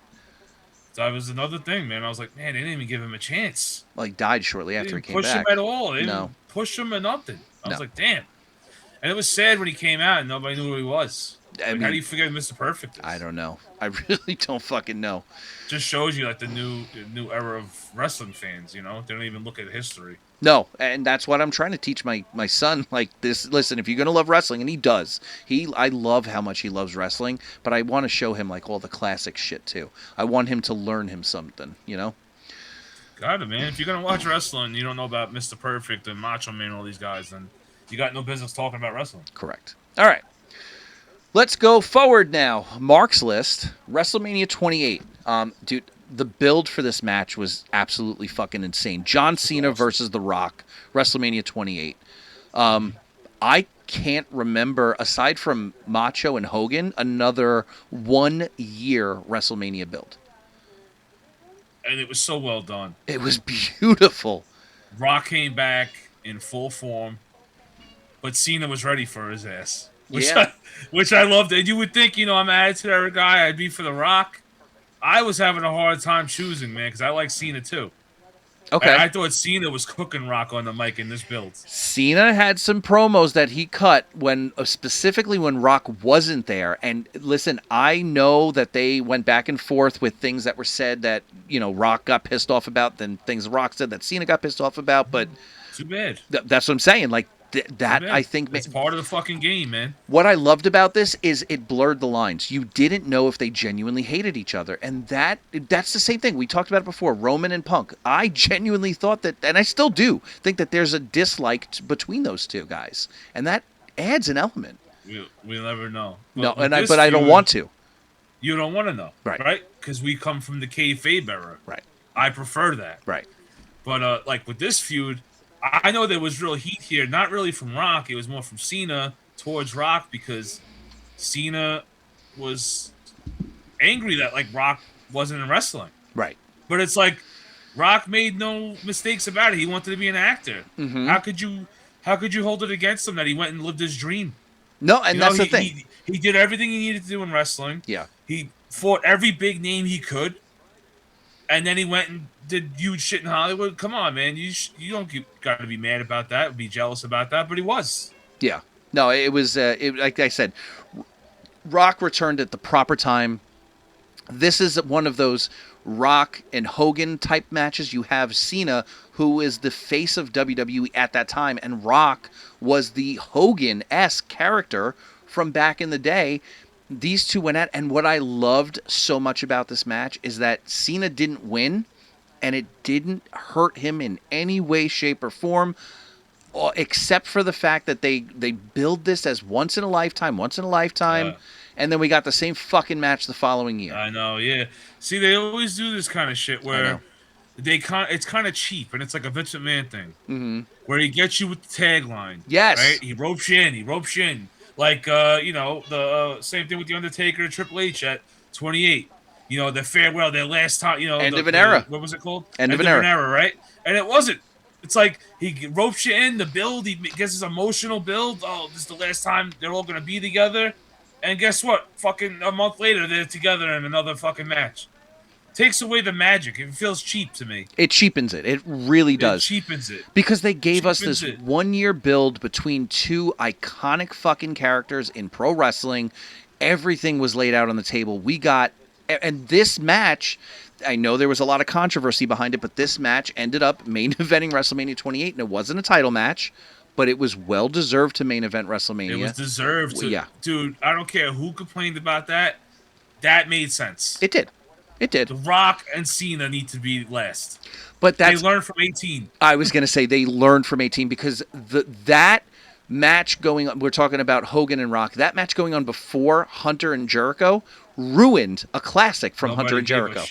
Nobody gave two shits. They were done. They were like, we got to go home because I just came in my pants. Like, it's. I mean, if you're a Hogan and Rock fan, that's insane, And then you go into the next match, you're like, I don't give a fuck about Chris Jericho. He was carrying Stephanie's bags last week on Raw. Dude, that whole stadium was deflated. In the best way possible. Because they gave it that stadium gave everything they could. They really did, and that was a way to send them home. Like you should have sent them home on that, man. But they learned, and they did it here. And obviously, there's always going to be a fucking critic, as we've talked about before. But this was the right decision to make. I know. If they were booking, wrestling wouldn't be around. So don't listen to them. Yeah, exactly. Yeah. All right, the one and only women's match on our entire list. We're going to go to WrestleMania 32. In Texas. It's the inaugural women's title match between, I'll put her out there, three of the best women in history of wrestling. Charlotte Flair, it is, in my opinion, is just the GOAT as far as women's wrestling is all you, concerned. dog. I know. No, I know. This is all I'm taking it. I got I got nothing you. to say. I got you. Becky is also a GOAT when it comes to women. Sasha Banks, I'll give her flowers. She's a solid wrestler. She's a snobby son of a bitch who thinks her shit doesn't stink, though, and I can't fucking stand her. I would have loved to have put the WrestleMania 35 match between these two, essentially, Charlotte, Becky, and Ronda, but I literally hate Ronda more than I hate Sasha, so I put Sasha here. I can't stand. I cannot. Let me tell you something. Ronda is just a stuck-up piece of shit that literally shits on everything. You're a moderately decent MMA fighter. You are a bullshit WWE superstar, and you're never going to amount to anything outside of the industry. I'm sorry. Fuck you. So. Damn. Let her ass hat. So. That's it. I mean, she was shitting on wrestling. Which She's still doing it. Dumb when you were a big name in wrestling. Yeah, I know.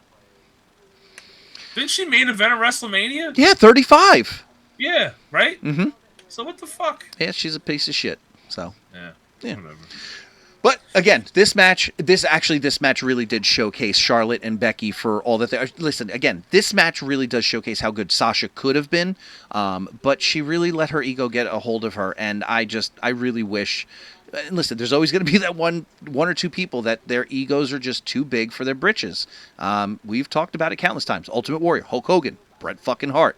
It happens, and they could be some of the greatest people in ring, on the mic, whatever. But it fucks everything else up. Sure does. All right. From women to a tag match. WrestleMania 40. Probably one of the greatest modern WrestleManias. Hell yeah. This was awesome. Oh, man, was this awesome. Cody Rhodes. The build for this? Yeah. I haven't been invested in a match in wrestling in years. Dude, I was so invested in this. We were going back and forth constantly because of this build. Cody Rhodes and Seth Rollins take on The Rock and Roman Reigns. Now, the stipulation was if Cody and Seth won, then the bloodline was banned from the following night's match, which was Cody and Roman. But if Rock and Roman won, then it was a Bloodlines rules match, which is essentially just another way of saying anything fucking goes. But awesome. Dude, these four, The Rock and Seth in the ring, like Seth mocking The Rock, it was just excellent. Absolutely. The Rock was so good in this build. It was the only reason this build was great. Excellent. Yeah. He sold this whole match by himself, I thought. He sold this whole pay-per-view. Incredible. This pay-per-view sold because of The Rock. Yeah, hands down. The final boss was in the building. And I love the final boss character, man. That's so good. Let me tell you something. The Rock, he pulled a Jericho because the Jericho is the king of like reinventing himself, reinventing his character, and just re-elevating himself. The Rock took it to another level with the final boss character. I'll admit it. You remember when this went down? I was saying Rock is in the GOAT category now. You did? In my opinion. Yeah. I thought Rock took the throne, man. After this, I was like, that's going to be tough for me to argue. Yeah. After this and the feud with Cena, how can I say, It's hard. But then he fucked it all up. Hey, whatever. It is what it is. It is what it is. It is what it is. So from this, do you have anything else to add for this one? No, it's just if you haven't watched it, watch both nights because this is a great WrestleMania. This is. But this match was awesome. Seeing The Rock come out, the theme. I mean, the whole thing was it really was electric. Like I know we use that term for The Rock all the time, but it really applies. Yeah. It just shows you how good he is. Like when he turns it on, you see why he's like a step above everybody else. Like that era, man, was it was something different. else. The Rock. It really was. The Rock is the perfect representation of you don't need to be an in-ring technician to be considered a GOAT. Does that make sense, Mark? No, actually, the technicians are the ones not considered GOATs. Well, but like if you think about it, it's true. Yeah, no, I mean you have a good point. But I mean, a lot of people do consider guys like Eddie Guerrero, We talked about Kurt Angle before. Eddie because he passed. See, I don't know, when man. When he was alive, he wasn't getting in the GOAT. I always considered Eddie as a GOAT. You did. Well, yeah. I did. I always thought he was great. Yeah. I never put him in the GOAT category though.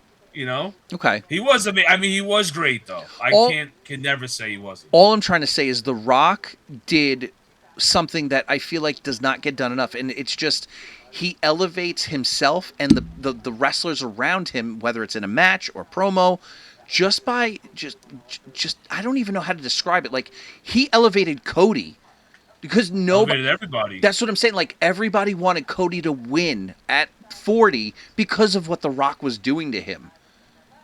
I mean, it felt so real. Like even in the backstage when he was cursing that Triple H, get the fuck together, all that shit. It just felt so real. It did. And I was like, only The Rock could do this. Like these new guys can't do this. No. And I'm sorry to say that because I know you love the new guys. I do like a lot of them too. I like them too.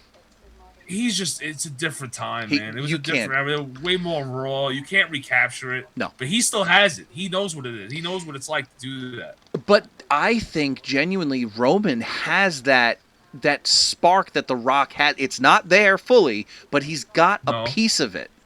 It's there. Yeah, it's there. He needs to. You know what the thing is? He needs somebody to bring it out of him. That's what I learned about the wrestling industry. Yeah. There's nobody on that roster right now that could bring that other level out of him. I think Punk got the most so far, but even Punk didn't get full Roman.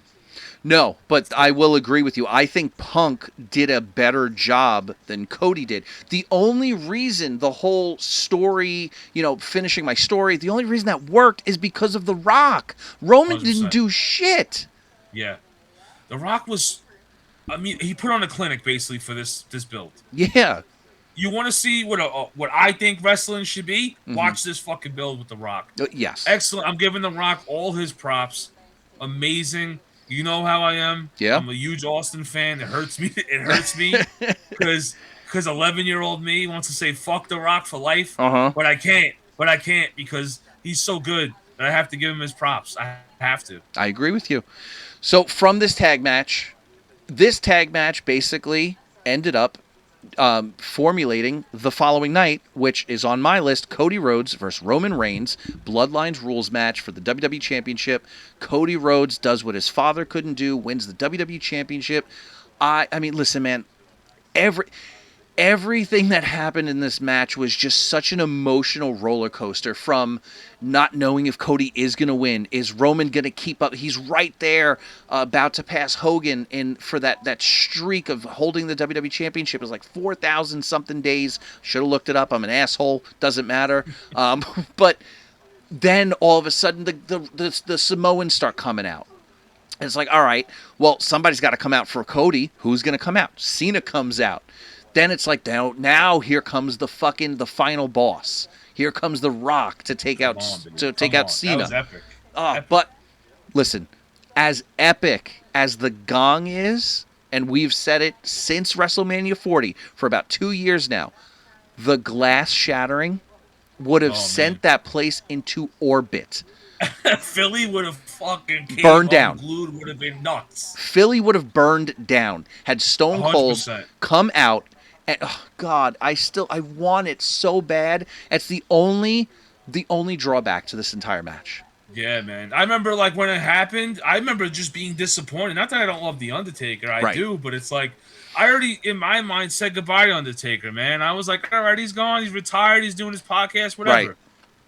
I didn't need him here, and I know he was like a last second thing. He was just in the building, like, hey man, you're here, you might as well just go out. Yeah. Dude, Austin, that spot was for Austin. I know. That spot was tailor-made for Austin to come out and stun The Rock. And the fact that we didn't get it hurts. Listen, I'm going to say this right now, and I'm going to look right in the camera and say this. Stone Cold Steve Austin, you are, without a doubt, one of the greatest of all times, one of my all-time favorites since I was a child. I love you. I love everything you've ever done. You hurt us so fucking bad over how much really money? did. How much money would it have taken you to just show up and just beat the shit out of The Rock one last time, dog? One last time. Even if you made $5,000, so fucking what? Like, dude, you're just coming out just for 30 seconds would have made everybody's life complete. But you come out the following year and almost run some old lady over. I didn't, dude. I was like, man, that spot was not for you. Your spot was last year. Thank you. Stunning The Rock, And if you sailed off into the sunset and never made another WrestleMania moment again, I would have been fine with it. 100%. And The Rock was there willing to take that stunner. Without a doubt, he took the choke slam. He took the Rock choke would have slam. took that stunner, man. Yeah. Did that flip for him and everything. Without a doubt. Oh, it hurts me that didn't happen because that's what we were fucking. You remember I was told how psyched I was for this. We were both. We were so fucking just. I was like, dude, what if? And God, I don't know, man. But then you know what it is too, because me and you grew up in that era where you would wish for something and it would actually happen. And I think we got spoiled. Yeah, you're right. Like the old wrestling fan in us got spoiled where it was like, what if Austin comes out and then, oh shit, he actually did come out. You know what I mean? And we got so used to that, and now it's like we have to just face the facts that Austin's done. We did it this past weekend. I had to put it to bed. Like, he's done. I love him, but he's old and he just wants to do his racing thing and take care of his cats. It's two badass cats. That's fine. Whatever. I'm gonna say this right now, and I don't mean this in any disrespect. I think it's time to say, like, Stone Cold doesn't need to come out anymore. I think it's okay. Yeah, and I think I'm okay with it this past WrestleMania. Right. It believe me, would I have loved one last fucking moment? But he gave it to us with Kevin Owens. How could I be so selfish? Well, that's the thing. It's like, are we being selfish? But I feel, listen, I'm just trying to elevate Cody more. Cody got elevated to fucking nth degree during that match, and obviously Undertaker, John Cena, they all helped him do it, get that title, and just become part of history. But I think still to this day, Stone Cold would have made so much. Like, dude, even if, because I feel like maybe part of it was like, well, if Stone Cold comes out and helps Cody, he's going to have to stun Cody. Okay. So what? So what? Place would have went fucking nuts. He could stun anybody. The place would go ballistic. That's it true. doesn't matter. He's so crazy over. I know. But you know what didn't help too was in the build. You got Cody sitting by the Stone Cold thing on the truck. They got the Stone Cold poster or the beer that got sent to Cody. Like, you know what I mean? He sent beer to Austin. Yeah. And Austin put it on his Instagram. And I was like, dude, this is going to happen. I know. I thought it was in the cards, man. I still want to know what happened. Austin says he had other commitments. I think that if they would up the money, it would have got him there. All right. But why do you need $1 million to do a fucking 30-second thing? Why can't, okay, here, but the other part of that is, why can't you give the guy $1 million? You don't have a fucking million. You don't have $1 million? True, I get it. But I don't know, man. Fucking, it's like, who do I blame? I know. Like, I don't know. But then I guess the other argument is like, well, if we give Stone Cold $1 million, we got to give this guy $1 million. Then we got to, and like, okay, fine, I get it. Like, you can't just be dropping mills, but I don't know, man. I'm over it. I want to talk about the next match. I'm over this shit because I can start driving myself crazy. Though. It does still hurt. It does, and it's going to hurt. It really bothered me that we didn't get that one moment, because I was like, all right, I'm ready. I'm ready for this. Like, me and you were ready for months for this. Yes, we were. And then it just didn't happen, and I was like, oh, Undertaker. You know what I mean? Wasn't Matt at night too? I don't know. I don't remember. I could have sworn I don't know. We'll ask him. But I would have been so jealous if Matt was like, dude, I was there for Stone Cold coming out in Philly at WrestleMania. That Philly crowd would have went so good. Everybody was wearing a Philly 316 shirt in that crowd. I know. They were waiting for Austin. They wanted Austin so bad. Let me just say this, too, by the way. And I'm going to throw this out there. Vegas, fuck you. Like, what the fuck? Dude, that Philly crowd was so insane. They were lit. They were so excited both nights. Philly, Vegas, you guys sucked. You guys were awful. Awful. You gave us a little more night two, but night one, man, you guys are sleeping? They did give us a lot more night two than they did night one, but night... Oh, yeah. Dude, I thought that they were all dead when Paige came back, and I'm like, this is incredible. And they're just like... Last year they did the same thing. Last year they sucked too. So bad. All right. We got two more matches to talk about. Two of the greatest WrestleMania matches of all time. We're going to start off with a submission match from WrestleMania 13. Dude, we just watched this pay-per-view, by the way. The WrestleMania 13, the whole pay-per-view. It's so underrated. It's a great WrestleMania. It really is. It was fun. I like the street fight. The street fight was better than I remember it being. It's awesome. Yeah. I think it's a good... This is my first WrestleMania I watched live. I remember you saying that. and this is where I fell in love with Austin. I was like, this is no, I liked him before this. Okay. But I think this is where I was like, this is my guy. I don't give a fuck about anybody else. I became a fanatic after this. You might get this. Do you know what do you think was the first WrestleMania I ever watched live? I would say 9. 6. 6 live? 6, yeah. Yeah, I wasn't watching back then. It was crazy. But I went back. I of was course. such a fanatic that I went back and watched everything. Right. But I didn't watch it live. I remember being at my aunt and uncle's house for WrestleMania 6, and my grandfather just bugging out over Hulk Hogan versus Ultimate Warrior. That's what I remember. It was a huge match. It was a massive fucking match. Crazy. And he kept telling me that he read in the paper that Ultimate Warrior was going to win. I still remember that. I'm like, what do you mean Ultimate Warrior is going to win? It's Hulk Hogan. And he's like, nope, I'm telling you right now, Ultimate Warrior is going to win. I'm like, okay, all right. Nobody ran with that Bell's nose I did, brother. All right, so we are talking WrestleMania 13 submission match, Stone Cold Steve Austin versus Bret the Hitman Hart. There wouldn't be a Stone Cold Steve Austin without this match. No, they would. I don't know, man. I disagree. I'm sorry. You do? Yeah, because Stone Cold was around a year before this. But what I mean is we wouldn't have gotten him as over. This match put him the fuck over. Yeah, it did. But I feel like he would have been over anyway. You still think so? Yeah, just because, like, I don't know, I just hate giving Bret that fucking... I hate giving Bret all that, Because I'm like, yeah, he helped. Yeah. But Austin did a lot of the fucking work. I mean, Austin cut those promos leading up to it. He was ripping Bret apart, man. He was decimating every week. And I don't know what it was about that year, but, like, the way he cut promos, man, he was so mad. He calmed down a lot. Like, it's crazy to think about because he was so nuts in 98, but he actually calmed down in 98 on the mic. Yeah. If you listen to his promos in 96, 97, he's so fucking angry. Well, I love that. That was that ECW mentality that Paul Heyman got out of him, thank God.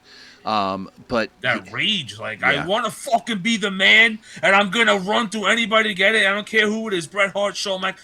I love that, and I love the way he did it, and nobody could touch him, man, at this time. No, he was really on. He had a rocket ship attached to his ass, and I equate this match to Hogan versus Iron Sheik. That everyone, basically says that's where Hulkamania started. I just genuinely feel this match is where the Stone Cold era started. Like, obviously, and the one thing I will say when you watch this, Austin is the only guy I would say in wrestling history that's self-made. I'm not giving Vince any credit for Stone Cold Steve Austin. No, not at all. The only credit I give Vince is that Vince put him on fucking TV and let him do this character because Vince didn't believe in this. No. Austin got this over all on his own.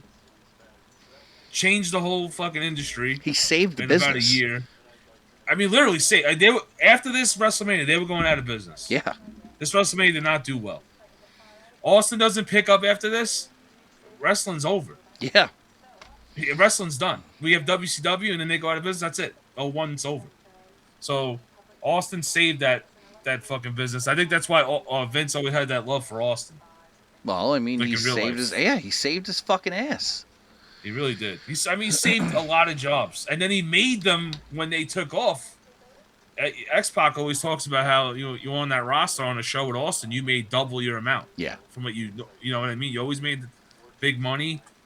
But this is where it started. This was the kickoff to the big Austin run, and he was still getting booed at this time. Go watch that match. He was getting booed. A lot of them are cheering him, but a lot of them are still booing him. He's not all the way over. But by the end of this match, he was getting his fucking flowers. He's still got you suck. He's still got a couple in there still. Right. He's not all the way over. In my opinion, he didn't become the man until SummerSlam. To me, the build to SummerSlam, he's the most over wrestler on the card. I still remember the Monday Night Raw after this WrestleMania. It was pretty much solidified that he's getting booed. He got booed. He got booed a lot, man. Right. Watch it. I watch it all the time. I watched the one when he wins the night after SummerSlam, actually, which is funny. Mm-hmm. He comes out, cuts a promo, and no, it was Survivor Series. One of them, he wins the belt back from Owen or something. And some people booed him then. It depended on the building. He was still not all the way, what he became. Right.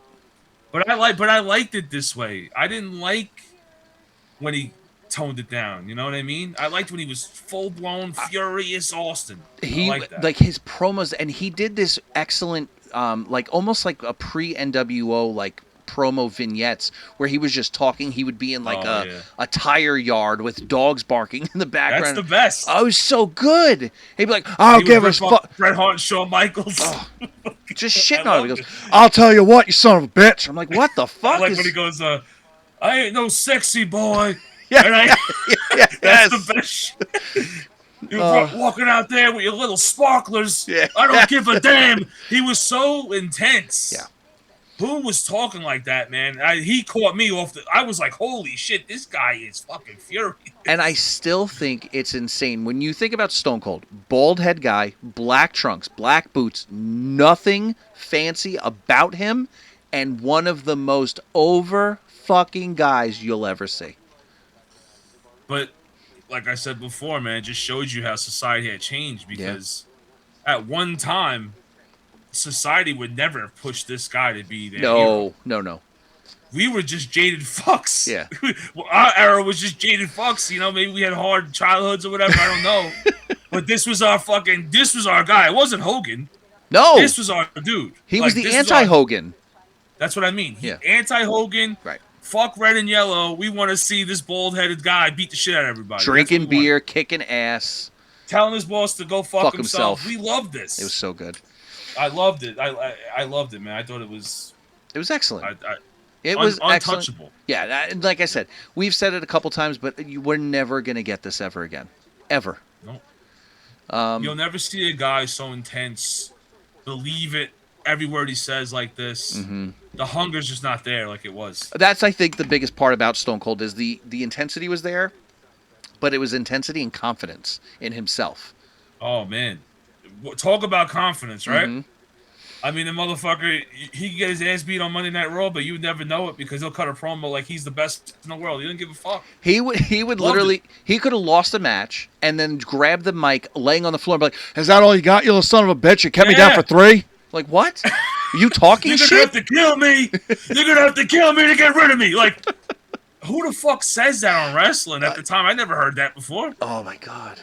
Like, that shit was so intense. You heard that in, like, movies. Yes. You know what I mean? You never heard that in wrestling? Nobody cut intense promos on it. You're going to have to kill me to get rid of me, God. You know what I mean? With his head going fucking... Yeah. I was like, this is my guy. Dude, I wasn't into the dance and shit. I wasn't into that, man. No. I like Shawn, but I wasn't into the fucking him spinning around with the sparklers. Well, I mean, listen, that was his shtick, that was his deal, but I think it worked for Shawn. It's not something Stone Cold would have ever fucking done, for sure. But I just love how Austin would just shit on it, like all the time. Him and Bret Hart, pink and black tights. What the hell is that all about? Like that kind of shit. You just like he's destroyed this guy's whole gimmick. Yeah. In this promo. In 5 minutes. And I'm just you put the letter S in front of Hitman. I see all that shit was just just a place and time, man, that you'll never get back. No, it's just epic storytelling, epic promos, and I'm not gonna say like there's not one Stone Cold match from WWE that is a 5-star wrestling clinic, but you want to watch it from beginning to end because he captivates you. You're just invested. Oh, every single match. Every single match. Everything he did. Everything. From his Luthez press to a shitty spine buster, whatever he was adding to his... Yeah. You didn't give a fuck because it was Austin. Like, you didn't care. Stomped a mud hole and walked it dry. The comeback every time, know, the punching and, the whole thing. Yeah. You didn't care, man. It was just... We loved it. All right. We got one more, Mark. And I think you know which one it is. Oh. Oh. Amazing. I didn't put Benoit and Kurt Angle on there. I thought you from did. 17. I thought you did actually. Hold on a second. I did. I could have swore that was on my list. You are right. So let's do that before we do the last match. My apologies, man. Thank you for calling that out, by the way. Yeah. I just remembered. I was like, I Yeah. could have swore I put that on there. So WrestleMania 17, Kurt Angle versus Chris Benoit. I mean, listen, I'm shocked that you actually threw this match on there, but I'm happy because, again, I mean, you can't have a bad Kurt Angle match. But to me, Chris Benoit, I think Chris Benoit is everything great that Bret Hart was, and just more intense. Way more intense. Way more intense. Way more athletic. The high flying shit. But yep. I mean, this match is so fucking good. The snap suplexes. I mean, everything was just like so intense. And Kurt Angle, as good as Chris Benoit is Better. right equal or better. Like that's why all their matches are so great. Yeah. Because they're so fucking good, both of them. Like, and like you could have swapped out either one at the time to put on a classic or a clinic, and it would have worked. I think it was basically if they said, okay, this X wrestler is facing Kurt Angle, be like, that's great. Or X wrestler is facing Chris Benoit, it's also great. Like they could have. It doesn't matter who you put in the ring with either of these two guys, and putting them in the ring together was a genius fucking move. I just wish we got more from them. I wish this match was longer. That was my one gripe with it. Yeah, it's a short match. But if you like technical wrestling, beautiful. This is it, man. Yeah. These guys go at it.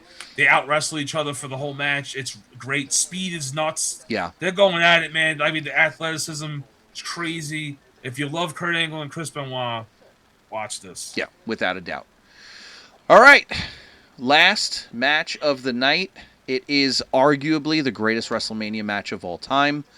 But between two of the greatest superstars of all time, WrestleMania 25, Undertaker versus Shawn Michaels. And I mean, I wonder if they knew going into this match was going to be this good. I don't think so. I don't know. I don't think so. I think they did a lot of shit on the spot. That's what that shows you how good they are. I was going to say, I genuinely believe that. The ending of this match, by the way, is just absolute story perfection.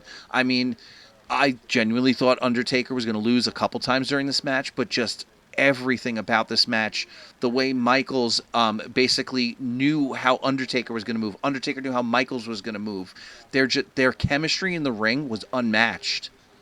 Is this the match where or is it 26 where Undertaker gets the near fall and he just looks so sad, like this defeated, one. like fuck. Yeah, I thought that was it. Like he looks so like, oh my god, I can't. What am I gonna have to do to put him away? It's this one. Yeah. Yeah. He gets the tombstone, crosses the arms, and like Michaels kicks out, and he just looks at the camera, and he's like, "What the hell do I got to do to put this guy away? What do I got to do?" Right. Like, oh my god, this is nuts. This whole match, they put on the clinic, these guys, but I didn't expect anything less because I love their matches in the '90s too. Yeah, I didn't expect anything less, but I did not expect what we got, and as I could still watch this match and go, damn, like it's so good.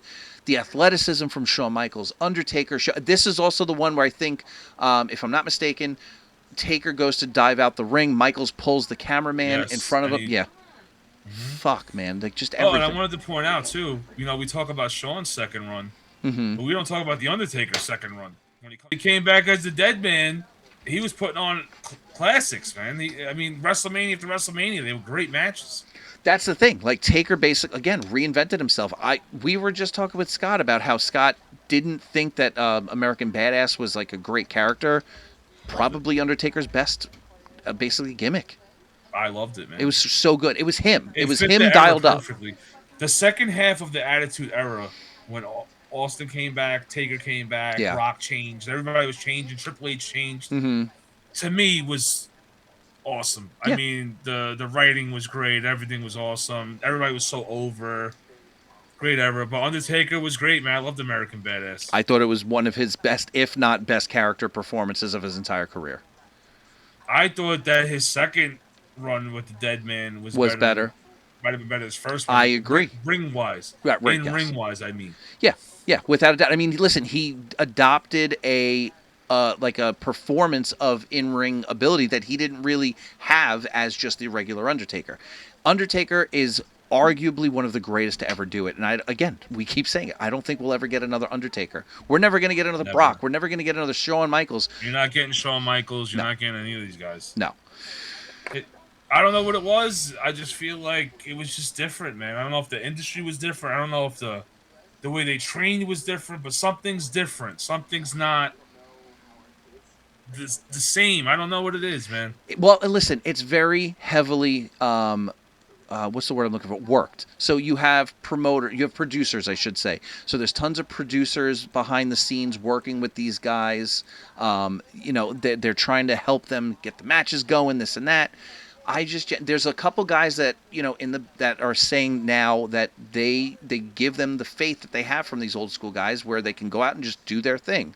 I still don't think that it's as heavily involved as it used to be.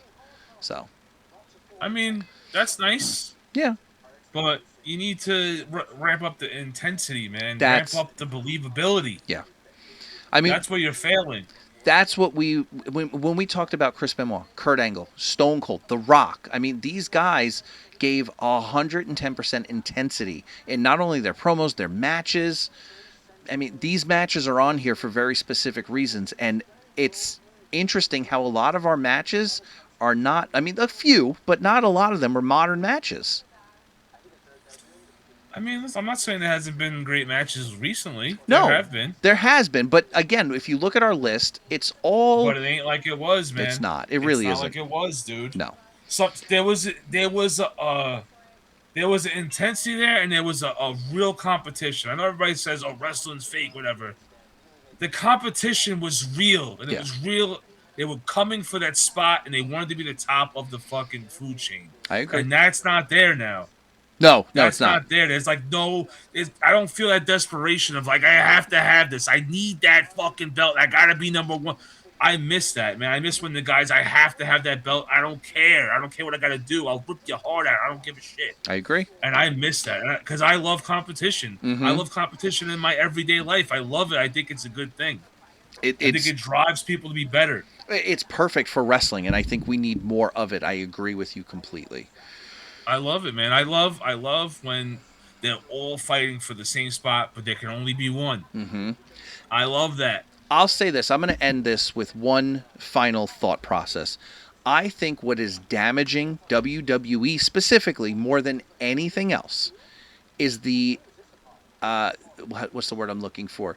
The inflation. There's too many fucking titles. There should be, split up the brands. That's fine. Have a SmackDown guy, have Raw guys. That's fine. Have one world champion, one intercontinental champion, and have everyone on both shows going for those titles. So there's that. I don't have two titles. Like, oh, okay, well, I can't get the WWE title right now. Let me go for the world title. Like, it almost like cheapens each title. There's like 11 fucking titles in WWE specifically. It doesn't need to be. Women's tag team, women's intercontinental, women's world. Men's tag team, men's intercontinental, men's world. 6 titles. That's enough.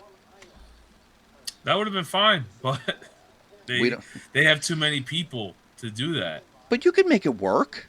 You can make it work. I think it would work better like the way you're saying where they're fighting for a singular title. Yeah. But they haven't done that since what? 01? I don't even remember the last time there were because it was way before the brand split. They brought the WCW titles and they became 2 heavyweight championships. And after that, I don't think they ever went back. No, because I know the argument I'll get is like, well, you have 2 nights of WrestleMania. Sure, okay. So either one of 2 things. Women could headline one night and men could headline the other, or the Intercontinental Championship can headline, or just have a fucking match that headlines one night and the world title headlines another. It doesn't have to be a title match headlining WrestleMania as we've seen here. Just make the story work. There was a time the IC belt meant a lot more than it did. Just as much as the heavyweight championship, where a lot of guys would say, no, I want to be IC champ. Yeah. And I think if they just really invested and got rid of all these other belts and just started making the belts they do have important. I agree. They wouldn't have to have so many fucking belts. Completely fucking agree with you. But the problem is, I don't think the guys in the back that write the shows are as invested as they used to be. Because if you look at it, back in the day, the guys that wrote the shows loved the business. Yeah.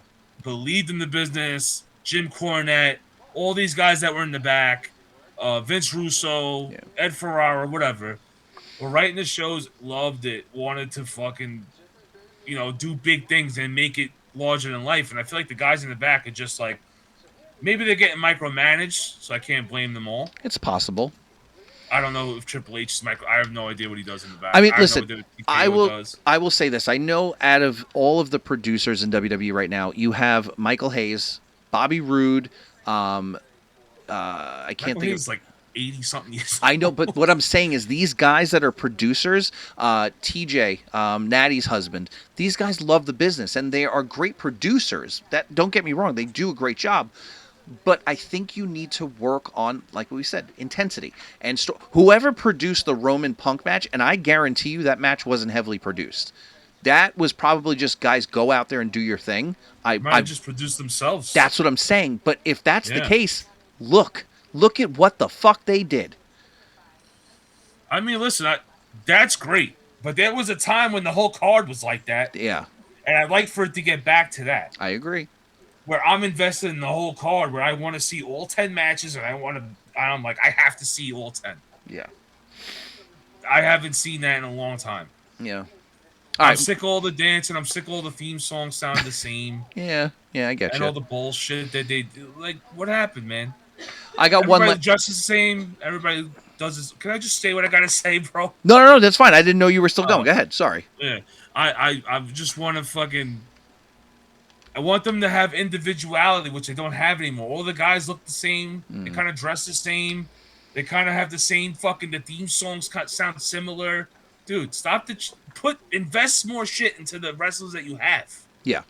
Yeah, no, Instead that's of for making sure. a generic fucking pot of like just random shit going on. No, you make great points without a doubt. Yeah, I'm sick of all that, man. I do like Roman. I like Punk. Those guys are stars. But other than that, I don't know. Well, I know you're not a huge fan of Cody, but I genuinely think Cody has what it takes to, and he obviously is a top dog. I mean, there are guys that are going to be great, but like you said, I mean, even guys like Braun Breaker right now, he's going to be excellent. Braun. He's going to be phenomenal. Braun's my guy. Yeah. I told you about Braun the minute I saw him at that Royal Rumble at your house. I know, and I told you. The minute I saw him, I said, that's my dude. This guy's amazing. Like, I liked him off the bat. What's funny is when I was following Braun Breaker in NXT, I said to myself, I was like, Mark is going to fucking love this guy. Not because of who his lineage is from, but just because he has that thing that Mark loves. Exactly. That thing that Mark loves in a superstar. Yeah, I need that, man. I got to see it. I agree with you. All right. I got one last question for you, and then we will head the hell out of here. So, a lot of people were bitching and moaning that the matches were short this year at WrestleMania. Do you think that is a detriment? Do you not mind short matches? What do you think overall? I don't mind. If the main event was short, I would have been pissed. That's when it matters to me. Mm-hmm. Any of the big main events, I think at least deserve like a 15, 20-minute knockout, drag-out fight. Right. In my opinion. But if they're like a fucking opener and the second, third match on the card, so what if it's 5-6 minutes? Thank you. I don't need every match to be an hour long. That's my thing. It's like people are expecting like 15, 20. I'm like, listen, you have to realize if there's 14 matches on WrestleMania, every match is 15 minutes. You have to add about 10 minutes for introductions. You have to add about another 5 minutes for post-match. You're talking about a 7-hour pay-per-view. Cut it the fuck out. Like, you guys just bitch. But then if they gave you long matches, they'd be complaining about that. Thank you. I know. I get it. So you can't win. Triple H is right. You cannot win. Stop trying to please these people that don't want to love your product. They just want to bitch. They just want to bitch to bitch. Agreed. Listen, I have a ton of problems with the new product. I will sit there and enjoy these pay-per-views, hang out with Mike, we'll watch and we'll have fun. It's true. I don't critique everything. I take it lightly. You know what I mean? I'm not fucking watching going, oh, look at that. That one light bulb was out over there, so this pay-per-view sucks. Like, whatever stupid reason you come up with for why it sucks. But yet you'll be there on Raw. Mm-hmm. And you'll be there on SmackDown. You'll be there on fucking the next. Like, you keep bitching, but you keep coming back. You sure do. Sure do. Who's there every fucking week? There they are. Yep. This sucks. I hate wrestling. There you are the next fucking day watching wrestling. It's like, dude, if you're going to talk about it, be about it. Like, when I didn't like it, guess what? I walked away. He did. I didn't watch it for years. He did. Yeah, I said I don't like this. I'm not clicking with it. Okay, I'm walking away from this. I You literally guys don't do that. I sat here and I begged him. I was like, dude, just try it. Give it a chance. And again, he would come over and we would watch like the Royal Rumble, the WrestleManias, stuff like that. But like he would still be like, dude, I don't know. Like it's okay, but I don't love it. And that's still to this day. Right. But you know what? I'm not gonna shit on it and then go and watch Raw the next day. Like true. I'm not gonna do that to you. Like why would I do that? Yeah. All right, dog. All right, man. We got a wrestling episode in finally. It was a good one too. Good one, yeah. I think we got a lot off of our chest. I think we talked about a lot of stuff that we love about wrestling, and stuff that we don't like about wrestling. And it's weird because like I wasn't expecting this to come from the WrestleMania episode, but I'm really glad that we got this out because this ended up being a great episode. Another long one, but still a great episode. We gotta do more wrestling ones. You listen. You don't have to tug on my dick and tell me that like I'll do. Well, I'm really excited for the Vince McMahon one because I have a lot of shit to say about Vince. We have a Vince McMahon episode we're discussing. We have a Bret Hart episode we're discussing. Bret, I got a lot to say. I got a lot to say about Bret. We have so many ideas for you guys. I really hope that you enjoy what we put out because we do put a lot of thought and effort into these episodes. So we'll see. All right, Mark. You know what? We enjoy doing it. I have a great time getting it off my chest because I do have a love for wrestling that will never die. Yeah. Even when I didn't watch it, there was still a piece of me that always wondered what was going on, and I'll tune in for a second. Hey, what's happening? Yeah, it's true. It's something that's in me, man. I love it forever, but I just wish that they make it where it's captivating TV. Which they don't do. No, we need more of that. We need more captivating television instead of just 3 hours of fucking bullshit. All right. It's kind of 3 hours of going through the motions that you do every single week. It is. It really is. That's what it feels like. Yep. I completely agree with you. I do. I agree. And my son asks me all the time, he goes, how come you don't watch Raw? I'm like, buddy, listen, I don't have 3 hours that I want to invest in something that I know I'm just going to be like, okay. Okay. And lower it to 2 hours, by the way. Lower it to 2 hours. I might invest more. I'm going to watch the shit on YouTube in the next day and find out everything I need to know in like 15 minutes. I catch the recaps sometimes, and I'm like, none of this needed to be watched live. No. That's the problem. Yeah. I know. That's the problem right there. Make it where I have to cancel my plans of going out tonight because Raw is on. Yeah. I want that wrestling. What happened to that? I don't know, but we need it back. We need it back. I need that. Yeah. Yes. All right, gotta dog. Find a way, Mike. Gotta find a way. We'll find it. Whether it means that we have to open up our own promotion or what, we're gonna find a way. We're gonna hire Vince. Oh, Jesus Christ. We're gonna call you the Goon, pal. We're gonna call you the Goon. You're gonna be a hockey player, and you're gonna hockey everything. What? What is he saying? You're gonna shoot pucks. And you're gonna be a garbage man. You're gonna smell like shit. And you're gonna be a fucking Indian chief. And you're gonna go out there and you're gonna like it. Yes. Jesus Christ. I can't wait for the Vince episode. That's just going to be a whole episode of us doing that, for the record. All right. Yeah, pal. That's so good. It is great. All right. Dog, All right, thank you so much, obviously, as always, for doing this with me. I had a great time. Absolutely. Guys, we hope you enjoyed it. Until next time, I'm Mike. I'm Mark. And we're good friends. But better enemies. Woo!